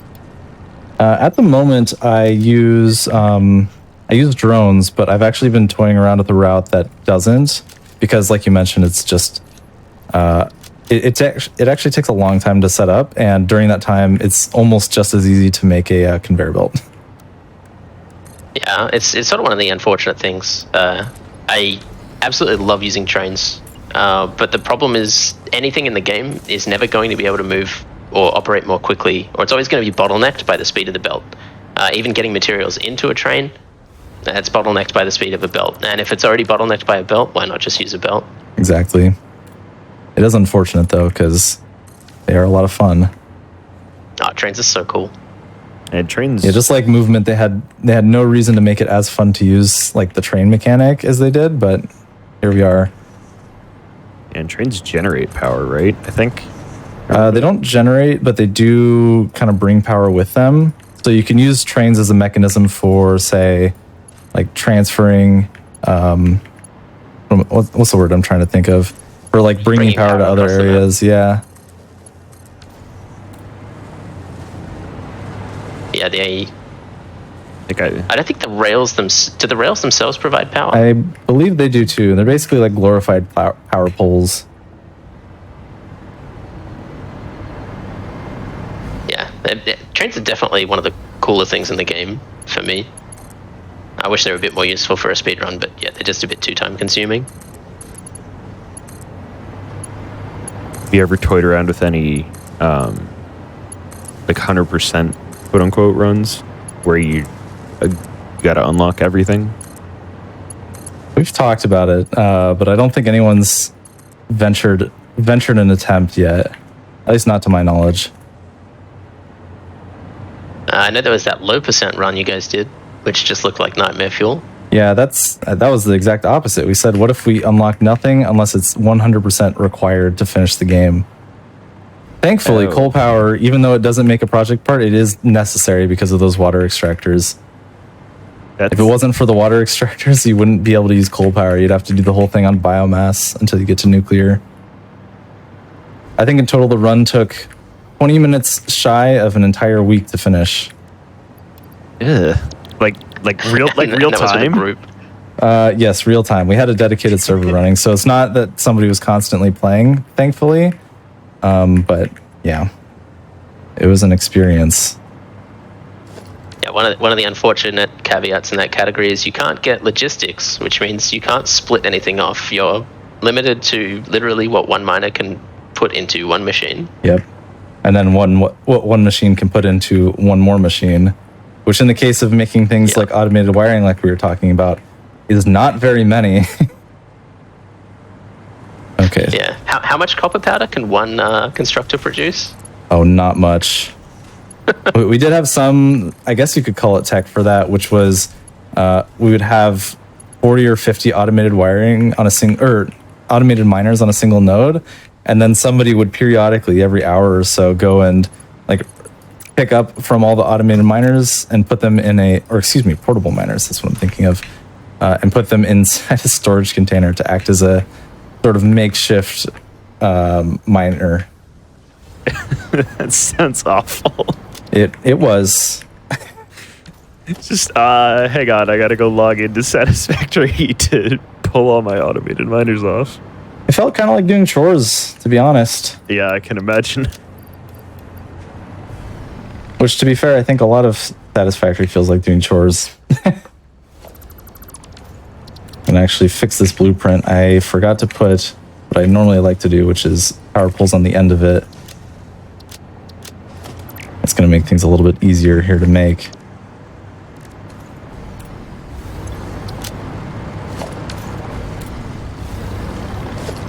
Yeah, so one of the benefits sort of the way he's organized the end of this run is he can sort of scale up his ADS production as he needs toward the end. So if it looks like it's not catching up to the pasture, he can add more. And it's pretty quick to do so because all he's got to do is what you just saw him do, setting up a bunch of assemblers. And then I don't think they're yet connected to the space elevator. So once that happens, you're going to see that number start absolutely shooting up. Yeah, here we're going to get that started at the very least.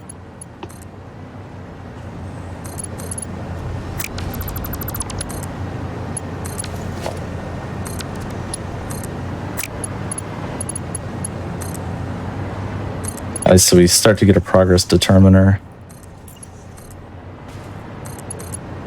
Yeah, this is where you find out if anything actually went wrong.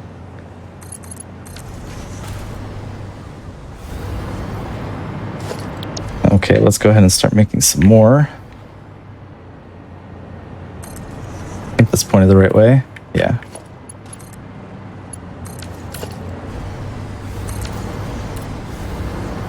That's another feature that at least I'm very much looking forward to in Update 8, is at the moment if you put a blueprint down in the wrong spot, you have to clear each building manually. And that can be a pain in the butt when a lot of the times, especially during the speedruns, we might clip things into trees and rocks and walls and they just are completely inaccessible. The feature in Update 8 is you're going to be able to dismantle the entire blueprint in one go. So that's going to be really, really nice for that. Yeah, I'm really looking forward to that. As you saw when I put that manufacturer blueprint backwards, the reason I didn't do anything about it was for exactly that reason. I would have had to dismantle every single manufacturer individually. It's just not a good time. No. Let's get the rest of these plugged in. This is why I like to have power poles on the end here. Yeah, I've definitely stolen that tech from you.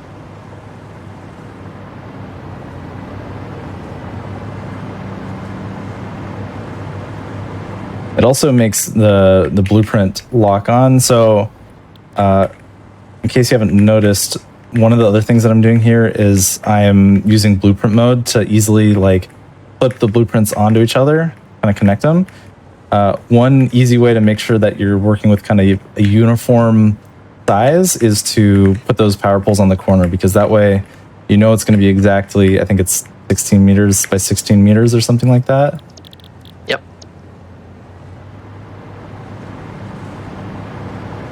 Okay, so yeah, as soon as I can get all of these things making assembly director systems, we will be golden. I think once again, I might be looking at assembly director systems as the bottleneck.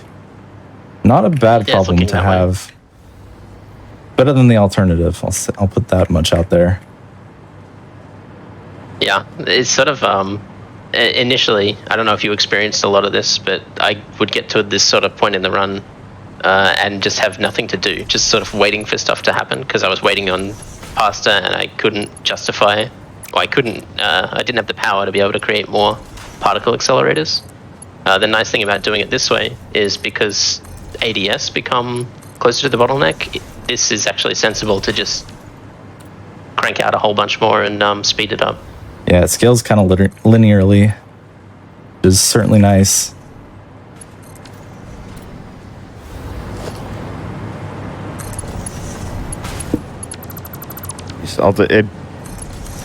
I know there's order to what you're doing, but this just seems so precise. Like, to know where on each belt you have to put the conveyor to not, like, screw up the connection. Oh, I've screwed up plenty of connections. Fortunately, none of them have just been during. Fortunately, none of them have been during this show. Okay. It's certainly interesting. Initially I watched these runs and it looks sort of like organized chaos. Once you start actually working with the blueprints, you sort of see it as just sort of, you know where the inputs are, you know where the outputs are, and nothing else realistically matters. As long as it's got power and it's working, you know what's going to happen, and you can kind of treat it like a black box. So it kind of helps a little bit to sort of simplify it down. And as crazy as it looks stacking a whole bunch of these together, it's also very easy to handle because it's just this chunk of assemblers. You know what they're all doing. They're all doing the same thing. They're all pointing in the same direction. Very, very easy to manage, even if it looks like it's a lot.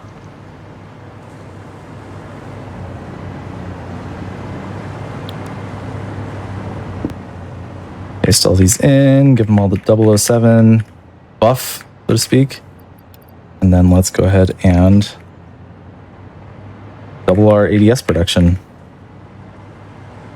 Yeah, it's a bit of a weird name for a glitch too, because it doesn't really tell you anything about what the glitch does. But it sounds cool. I think the name. Yeah, exactly. That's the important part. Do you want to explain why we came up with the name? Or do you actually know why we came up with it? Okay. I think it was Evil Steve who came up with the 00 part. I could be mistaken, but effectively, when you copy the null or the blank recipe, he tried to work out what you were actually copying, and it seemed to produce the characters 00, hence the 00. The 7 is just because we found it during update 7. Smush them together to get something that sounds cool, and there you go. Doesn't tell you anything about what it does, but I'm sure that's not important. Well, these were missing power shards by the looks of it. Ah. That should be fine though. And we go back to just making more, I suppose. Yeah, the pasta's looking healthy. Yeah, surprisingly healthy. I was not expecting to have fallen this far behind on the ADSs.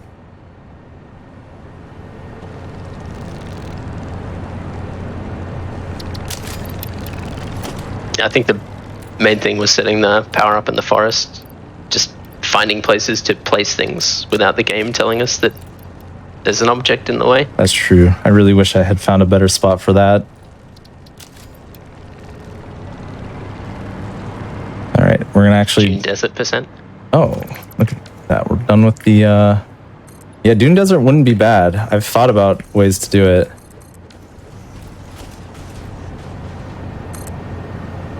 I think it ultimately just comes down to the crash sites. Yeah. As long as you can find the building materials to get started quickly, it's viable.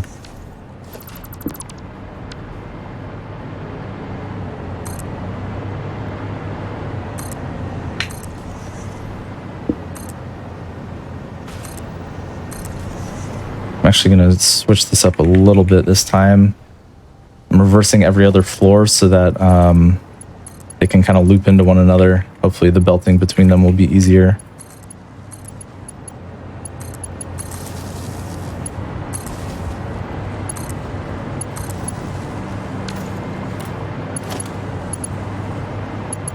You ever use the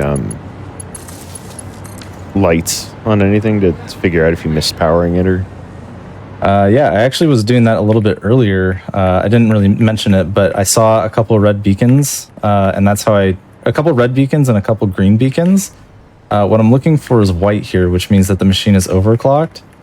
And so red meant that I hadn't put the recipe in at all, and green meant that it was operating 100%, which means that I had run out of power shards. But yeah, if you see a bunch of white beacons, that's a good sign. I'm also doing a small movement optimization here, which is I'm moving left while I do all the pasting, and that's simply because I have my I have copy and paste rebound from Control C and Control V to T and G, just because they're close to WASD. And so by moving the left, it frees up my index finger to actually hit G on all these, so that I don't have to stop moving. If I was moving left and I see there's a couple more green beacons, which means I'm once again out of power shards. Not a big deal though. Gonna go get more. Fortunately, I've kind of hit the point where I'm sort of saturated when it comes to building materials. So I'm gonna make a couple more power shards here, but yeah, I sort of have everything that I need, and it's just a matter of building it all quickly. It's also the diminishing returns from here.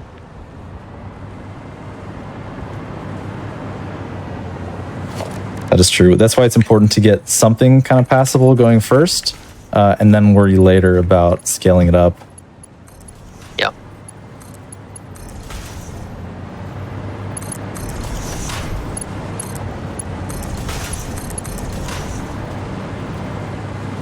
Make sure these are all hooked up. Looks like we're good, except for here.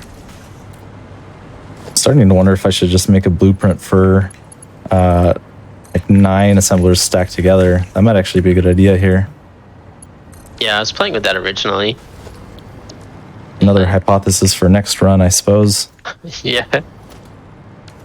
I'm still convinced the flat stack's better, but who knows? I was convinced that 2-pack couldn't go on to like 15 minutes, so.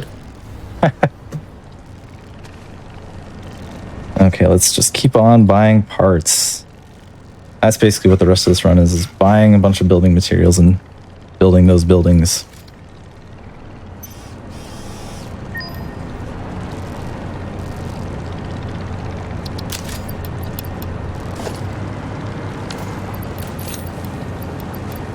Yeah, if the pasta hasn't tripped the grid by now, we're probably in the clear. Which means the sort of the scary part of the run is definitely behind us. Yeah. It's kind of just coasting until the ADSs fill up now.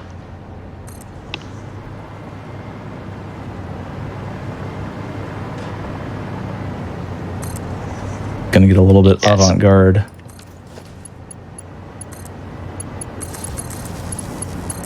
Just sort of fortunate that for us the ultimate recipe that makes ADS just comes out of an assembler, which makes this very easy to mass produce.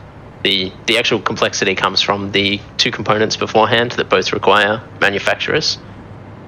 But we get to skip that, obviously, through the use of 007.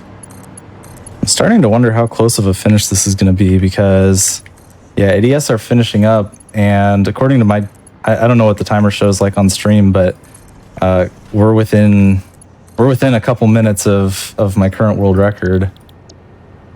So this is going to get very interesting. Hopefully I can actually pull it off. There was no power grid failure this time, though, which probably helped a lot with the timing. That certainly didn't hurt. All right, so I'm looking pretty close to the finish line here, so I'm just going to chill at the space elevator. Time is going to be as soon as the lever gets down to send here. So as soon as I can pull that all the way down, it's going to stop on seal, and then I'm going to pull it one more time, and then we'll be done. 100 more ADSs to go, which looks like it should be no big deal. We got a lot coming down these lifts here. All right, there we go. almost ready to go, almost ready to finish our job. Getting it down to seal, and then time is going to be once it hits send. And time. Nice. Cool. I think that might have been a new world record. Nice. What was the final time there?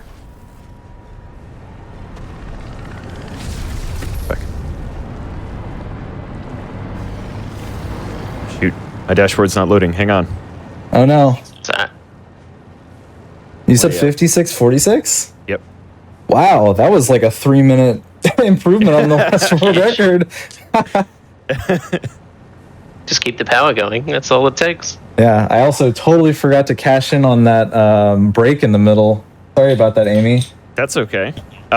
We can actually do that right now if you want to. Because I planned this knowing that you'd probably go way under, and so as a backup so that I don't kick Ignisis off too early for the next, I asked Epiphany if he'd be willing to do a vaguely unpracticed one package run so you can see how fast that is. So if you're down for that, we could take a quick break right now and then come back for that. I would be very down. Okay. Well, everybody, again, huge congrats to Epiphany for the world record. That's like sick, especially that this category is sub 2, which is kind of insane. That like, That's mental. yeah, it used to be 17 hours and now it's, nothing basically. But stay tuned. We're going to take a quick break and we'll be right back with a blazing fast one package run. All right. Welcome back to AIMBOT, everybody. You enjoyed that 4 package run. I definitely did. Even though I can't do it that fast. I was watching that with my 500 hours on one save file and being very sad. But we've got a little bonus run here, a one package run. But real quick before we get this going, if you missed on any of the HotFix shows or any of the past events from the recent weeks, we had a Resident Evil relay recently. It was pretty cool. Be sure to check out the VODs on youtube.com/gamesdonequick. All right. So Epiphany, I know you've fully practiced for this and you're totally ready, right? Oh, I am so ready. Excellent. I'm going to get within at least 30 minutes of my PB, which is 20 minutes. Perfect. Hello, everybody. Glad to be back. So previously, you saw a run that featured a lot of glitching, a lot of factory buildings, some crazy big stuff. We're going to the other extreme this time. We're going to do a no major glitch package %, which means I'm going to be doing the first milestone of the game. We're going to be starting in the same place, actually. And yeah, I guess I'll just get right into it. Let's hope we get the right spawn. Time will start as soon as we spawn in the correct place. Oh, you had skip intro on. I did skip intro. That's not allowed. Well, good thing I got the wrong spawn anyway. Yeah, one thing we do add for the package % run is you have to go through the tutorial. There is one. It's not super long, but it does kind of give you the beginning of what you need to be doing. A little bit of an intro to the game. I'm going to be taking that opportunity, since time has not started yet, to set creatures to passive, and then we're going to hope we get the right spawn. We did not. We'll give it one more, and then if it doesn't work out, I'll just run to the right spot.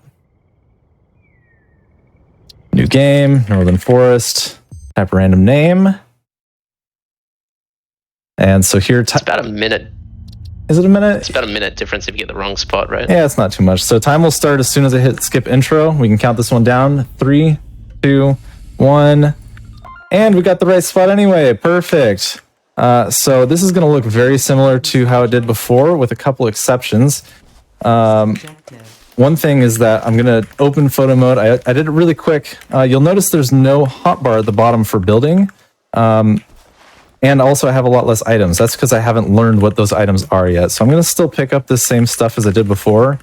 And I did one small glitch. We're doing no major glitches, but some stuff is allowed. You'll notice there's now a hotbar at the bottom of my screen. And the reason for that is because by opening photo mode, we trick the game out of being in this onboarding session that it thinks it's in. So the first thing it wants me to do is to dismantle this. We'll go ahead and do that now. The next thing it tells me to do is to equip my Xeno Zapper, open a couple menus, kind of teaching me about the UI of the game, and then go find iron. But I already know where it is, so I'm just going to go straight there. I'm using photo mode to kind of get myself out of the introductory part of the game so I can access my inventory and use the craft menu. I'm going to go ahead and pick up all this stuff here. And then the other thing I'm going to do is I'm going to grab this, which I didn't do during last run. Because we're going to be actually crafting stuff, having those materials are going to end up being pretty important. So I'm going to come over here, go to the same place as before, photo mode so I can build the hub, and we're going to drop it down there. And now we're going to actually mine ore for the first time tonight. Disgusting. Yeah. This run differs a lot from the glitched versions in that rather than counting the amount of buildings, I'm going to be counting a lot of resources here. So I'm going to be doing a lot of hopefully silent, hopefully in my head, number counting. But yeah, while I do that, you are welcome to talk about other interesting things about the game if you want, Spider. Right now I'm going to 37. Yeah, I haven't done this in a minute actually, but I do remember most of the numbers because it's kind of at this point baked in. So I'm making 37 ingots, followed by 10 iron plates and 22 iron rods. And then one thing I'm going to do like here. You missed a cable. Did I really? No, you actually don't get any cables. So all I have is the cable I picked up. So next thing I'm going to do is I'm going to make a couple portable miners to help me out. Another thing we didn't do during the glitch runs, because again, getting this ore is not important at all for the glitch runs. One small optimization that I do here is every time I finish crafting, right before I close the dialogue, I actually click the resource that I'm going to be making next. So here it's still going to be ingots, so I'm going to just leave it on that. But as soon as I'm done with it here, I'm going to switch the recipe to what I intend to make next before I close the dialogue. That will... The craft bench has a memory, so it's going to remember what I was making, or what I was about to start making. Excuse me. And then as soon as I get into the craft bench, it'll let me... It's a really small thing, but, you know, saving a couple frames is the bread and butter of these kinds of things. So I'm going to make a bunch of iron rods here, and I'm going to unlock smelters, something I also wasn't using during the glitch runs. Put those in, and then put this on 6. I'm going to drop this here, and then I'm going to plug it in. Oh god, not doing the 007 bug is actually really messing with me here. Oh yeah, that was the first thing I noticed when I started doing no major glitches after doing the 007 for ages, is I was absolutely petrified of accidentally glitching. Accidentally, yeah. Yeah. Trying really hard not to copy and paste the empty recipe here. Though I do want to copy it. I want to copy the actual recipe. The next thing I'm going to be doing is making like 7, I think, portable miners that I can place on copper and limestone. So I'm going to go ahead and go up to 37 ingots this time. Very important numbers to remember for everyone but me. Then I'm going to make another 10 here.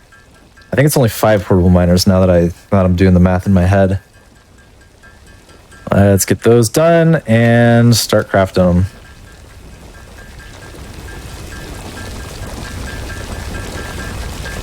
One thing that I did touch on a little bit during the last run, but is way more kind of obvious now, is kind of rate of production. So during the last run, you know, the rate at which you produce things is affected highly by how fast you get them set up at the very beginning. That's still the same here, but it's kind of more exacerbated because you can't just switch a building and get free items. You have to actually like produce everything, all the prerequisites before that. So I do a little trick there using the smelter to avoid having to go around the geometry. Normally, I guess you could say there's a little jump quest. Another thing I'm going to do is I'm going to mine 6. I want to get 12 limestone. Looks like that's the right amount. And I'm going to put a thing right there. Dismantle that. And now I'm going to use the pre-constructed iron ingots to craft what I actually need. Which is 17 of each of these things. I'm actually going to go to I think it's 36. Yeah, it's one of the interesting things you learn when you're actually playing the game well, I say speedrunning normally. No major glitches. Different items obviously take a different amount of time to craft, but it's not completely consistent between machines and what you're crafting by hand. Something like iron rods, you can craft really quickly by hand, but your machines will do slowly. Ingots, on the other hand, the smelter does pretty quickly, but takes a long time by hand. So working out which items you want your machines to handle and which ones you want to handle is sort of one of the puzzles you have to solve here. Yep, I'm actually a little bit low on iron rods here, so I'm going to have to make some myself. I think I want to have 6 total, so that should be good. Let's go ahead and put that back out there. That's going to be important later. And we're going to want those to go. Now, while those produce some ingots, I'm going to go get these portable miners. All I needed for this run was 200 copper ore, so that should be just about it. The next thing I'm going to do is I'm actually going to grab some more iron ore because I'm lower than I should be there. And I'm going to kind of refill at least this machine. I'm going to go up here and we're going to kind of use this smelter for 2 purposes. The first, like I mentioned, is, oh man, casing is such a muscle memory now. The muscle memory, yeah. But I'm going to go get those limestone and I'm going to use this smelter in addition to being kind of lift off point. It's also going to be making me copper ingots.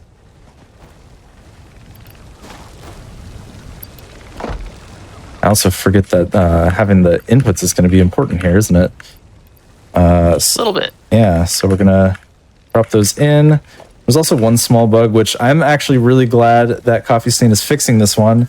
There's a small bug here. So you've noticed sometimes items won't automatically go into machines. The reason for that is because there's a bug where you have to activate, so to speak, the UI before it'll let you actually use it. So every time I open a machine here, I end up moving my cursor to try and focus over one of these things. If I don't do that, then the hotkeys actually don't work, which is a little silly idiosyncrasy of the game. Yeah, ironically, it affects the glitched run quite substantially in terms of how quickly you can set the glitch up. But the same patch where they're fixing that bug, they're removing the glitch. Exactly. So out with one evil, in with another. Yeah. Do you think that the 007 glitch is something that you'll be able to like mod back in, or is it just gone forever? There may be a way to do that, but depending who you ask, I've been kind of a big proponent of us not kind of adding bugs for the sake of a broken game. I think that a lot of the fun when it comes to speedrunning and breaking games is in like finding things that were broken and exploiting them. I know other people might have different opinions there, but for me at least, I'm starting to get back into the right groove of things. For me at least, I would prefer to find something that was left untouched and then take full advantage of it. But yeah, again, it depends who you ask. I think a good example of that actually is something we were talking about a little bit earlier. Is there's a bunch of advanced game settings that are coming with update 8 that will include things that are range from quality of life to just straight up game breaking. Things like free power, extra attacks, or like having things already unlocked. So those would be options in the game. But currently the thoughts within the speedrun community at least are that we would not be using those because some of them either trivialize the game to a point where you could just instantly finish it, or would remove things from the game that were otherwise enjoyable. What you saw right there is a little tech I like to call I forgot what to do next. So I'm doing a little bit of backtracking here. We've finally unlocked constructors, and for the first time ever, I'll be using them the way God intended, which is by putting inputs into them. Still no conveyor belts. No, we're going to be using conveyor belts. I just don't have I don't have them yet. Why is this not? Oh, did I not put the? Okay. We're going to let those work a little bit. I'm going to actually grab some more of this so I can refill the smelters. Another thing that I mentioned a while back, I think during the last run, is kind of about expectations based on like rate of production. Something that I'm running into a lot here is that I'm actually having way more materials than I expect to have for some parts of this like run, and that's because I'm going a little bit slower due to the aforementioned lack of familiarity. Some of this production is actually finishing way sooner than I expect, which means that in a weird backwards way, it's messing me up. I have more things than I should have, and it's slowing me down. Suffering from success. Exactly, yeah. But it does make the run a lot more, in my opinion, kind of engaging because even if you're not, like, depending on what you're competing against, if you're trying to do personal bests on a run like this, you're constantly having to innovate on your own, like on your own material rather than just, like, let's say, you know, Super Mario is a big example, right? Like, it's all about copying a run that already exists and doing it better and better. Here, there's a little bit of creative thought. Like, you have to, in addition to, you know, outperforming yourself, you have to also outthink yourself, which I find, you know, super interesting and compelling. Yeah, quite often when you solve one problem, it will change every other.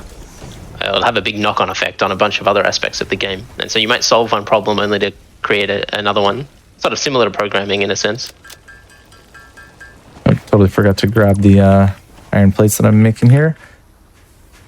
So here I'm using the paste to do two things. One of them is to obviously get the outputs of the machine, and the other is to get the inputs. By getting all these ingots, I can finish crafting for the machine. Because everything in this game is crafted faster by hand than by machine.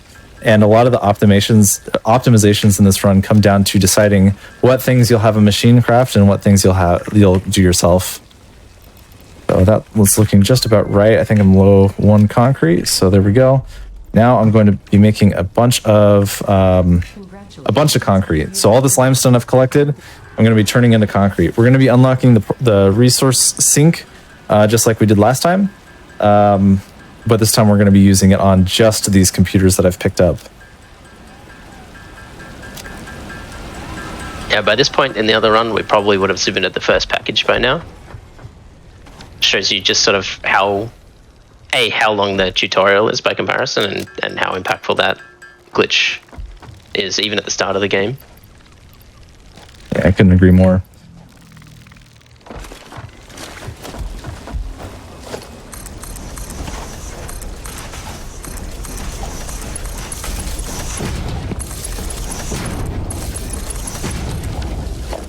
There's one small bug here that I'm trying not to abuse, but it's actually nearly impossible not to, is, let's see if I can put these in. Item duplication, but specifically with cable. An interesting little tidbit about like dismantling machines is if you dismantle a machine and let's say it's connected to a power cable, it will, as you might expect, it will give you that cable back that it was connected to. But one thing that they didn't expect is that if you dismantle a machine that's on the other side of that same cable, that'll also give you the cable back. So you get into a spot where, you get into a spot where 2 machines give you a cable, and therefore you get 2 cables. And then if you dismantle the cable itself, you get 3, as you might expect. So there's a small item bug, but we haven't made it disallowed because it's so hard not to do, actually, that it would be more cumbersome than not to try and verify that someone's not doing it. And it would probably invalidate a lot of runs by people accidentally duplicating cable without meaning to. Literally, anytime you throw down 2 machines and need to set them up somewhere else, you're going to accidentally do it. Yeah, exactly. So fun fact, everyone's been item duplicating for as long as time has existed in this game. We're all speedrunners. The one thing that's nice about non-glitched runs is that there's a lot of sort of downtime here while I'm crafting. You're just kind of waiting on the crafting to go, so there's more opportunities to chat, you know, talk about the weather, make friends. But you do still have to speedrun as well. Looks like, kind of like what I was talking about before, because I'm going a little bit slower, the rate of biomass production and burning is a little bit different than I'm expecting it to be. So this is getting a bit more innovative, I'll say. Yeah, it's actually, in these sorts of categories, one of the things that gets a little bit harder is if you copy somebody who is more practiced in the route than you are, and you go a little bit slower, you might find that your power doesn't last the same, or doesn't carry you as far through the progress as what they did. So you copy what they do, you run out of power, and you go, oh, what happened? It means until you're getting it as quick and clean as the person you're copying, it's almost harder, which is it's a bit backwards. But that speaks to what Epiphany was saying earlier about having to sort of adapt how you shape your run to match sort of the pace that you're setting. I'm going to get one more thing, that limestone, and I'm going to drop it into these constructors, and then that should hopefully give me enough concrete to finish up the resource sync bonus program milestone.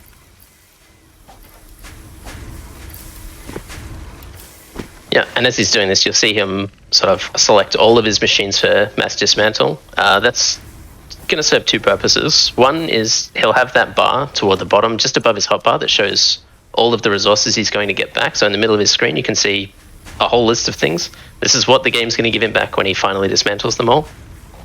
So he can check if he's got enough of all the things he needs. In fact, and then once he does, yeah, I was just going to say, it looks like I'm going to need a bit more concrete, so I'm indexing a little bit heavier on the doing that part myself side for now. Yeah. And once he does, and actually fires or pulls the trigger on the dismantle, all of that hits his inventory, or whatever can fit in his inventory. And that makes it quick. Rather than running to every machine and grabbing all of the bits he needs out of them, he can just grab or dismantle them to suck it all up. Exactly. I'm going to do a bit of a live adaptation from my normal route here.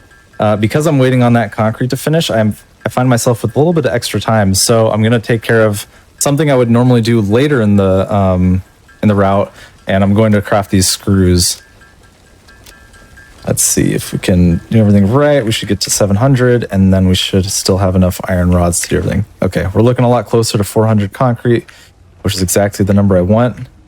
Let's see here. Looks like I need about 40 more.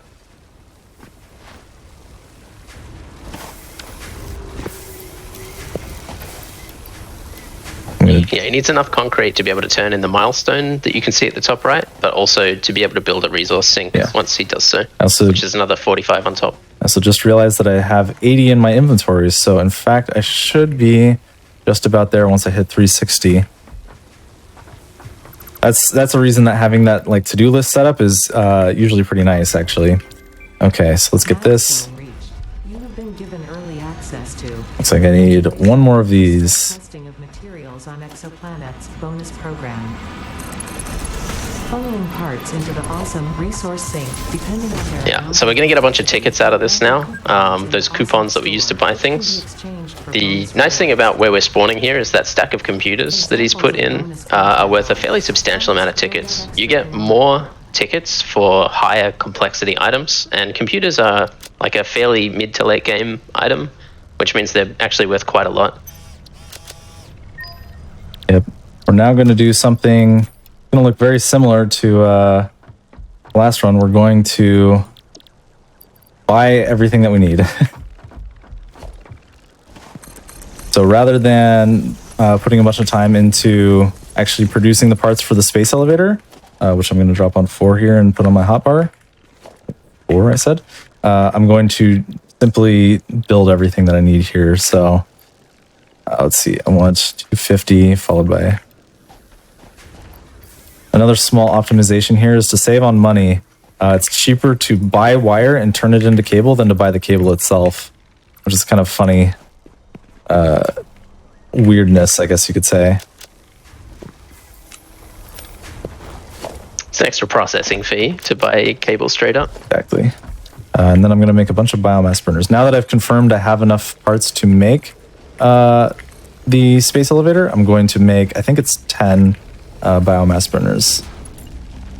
And then these are going to, because we can't use that power glitch from the last run, we have to unfortunately actually power our factory. Can't imagine anything worse. Yeah, the worst.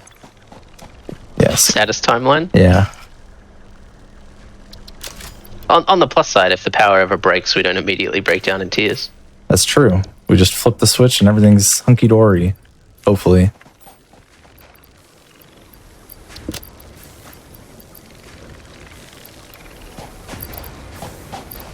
This is actually something that's going to come up, especially once he does his assemblers, but you'll notice he's splitting the biomass here into smaller chunks. It's just one of the easiest ways to distribute it throughout a whole bunch of different machines, or in this case, generators. It looks like we're almost at the right amount that we're going to need. I think that in terms of base materials, I have everything. So yeah, all I'm waiting for here is that same drop pod to come back with all the stuff that I need. Might actually go get some more biomass.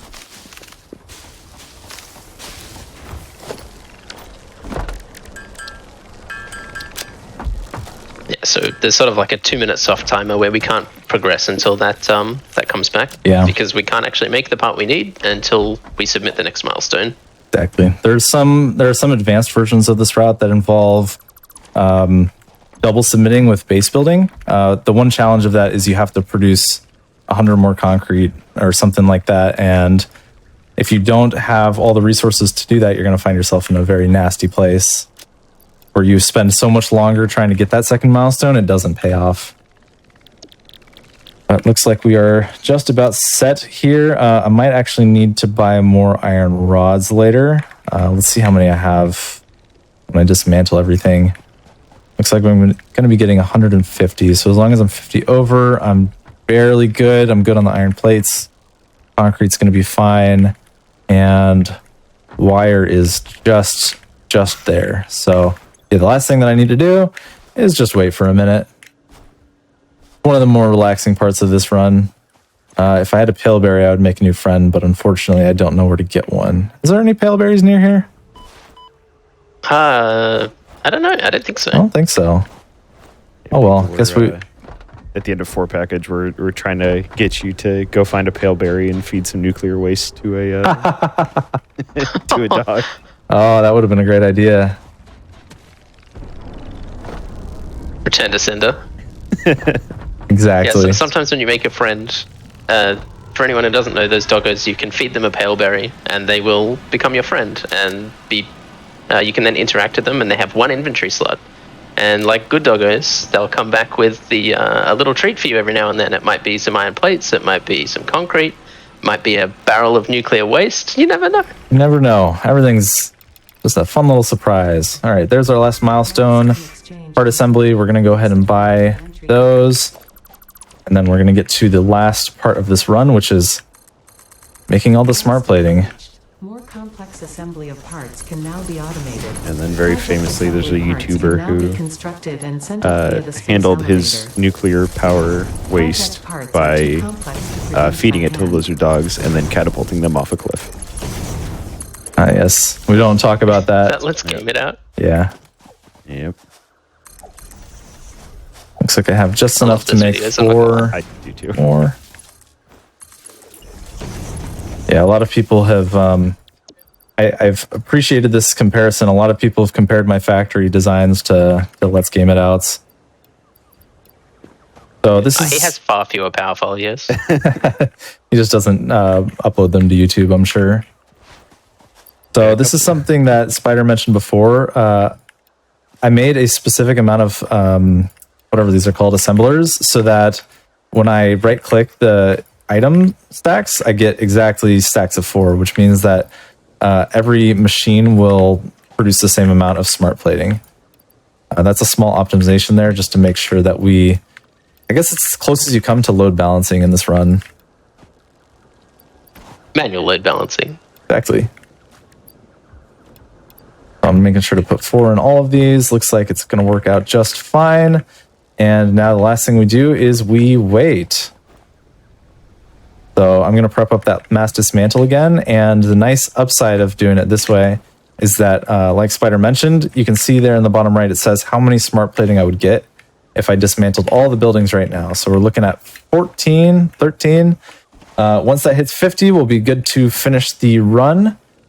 So we're just going to watch that number tick up. One small detail is that when the number only updates when you look at something new or remove something from the selection. So I'm going to be moving my camera around a lot because as soon as I hover over this assembler, it'll trigger an update. Otherwise, it'll just sit at 25 forever and I'll never know if I made more. I have actually made that mistake before, just sitting there waiting to end my run. Yeah, and then you move your Meanwhile, camera and like- you've got like 55. Yeah. All right, so we're at 33, almost there. So if people want to learn Satisfactory speedrunning from 1 to 4 package percent, what do you see, what's the best place for them to go? You would suggest? So we have a Discord, Satisfactory Speedrun Discord. I'm trying to think of the best way to find it. The best way might be by going to the satisfactoryspeedrun.com page because there's a link to the Discord in there. Would highly recommend check that out. We have a channel for each type of run, each category, and a bunch of people that are either doing runs, theory crafting stuff. I'm going to put down the space elevator here and finish it up. And yeah, a lot of people who are super helpful. They'll give a bunch of advice, they'll theory craft and stuff. And that's time.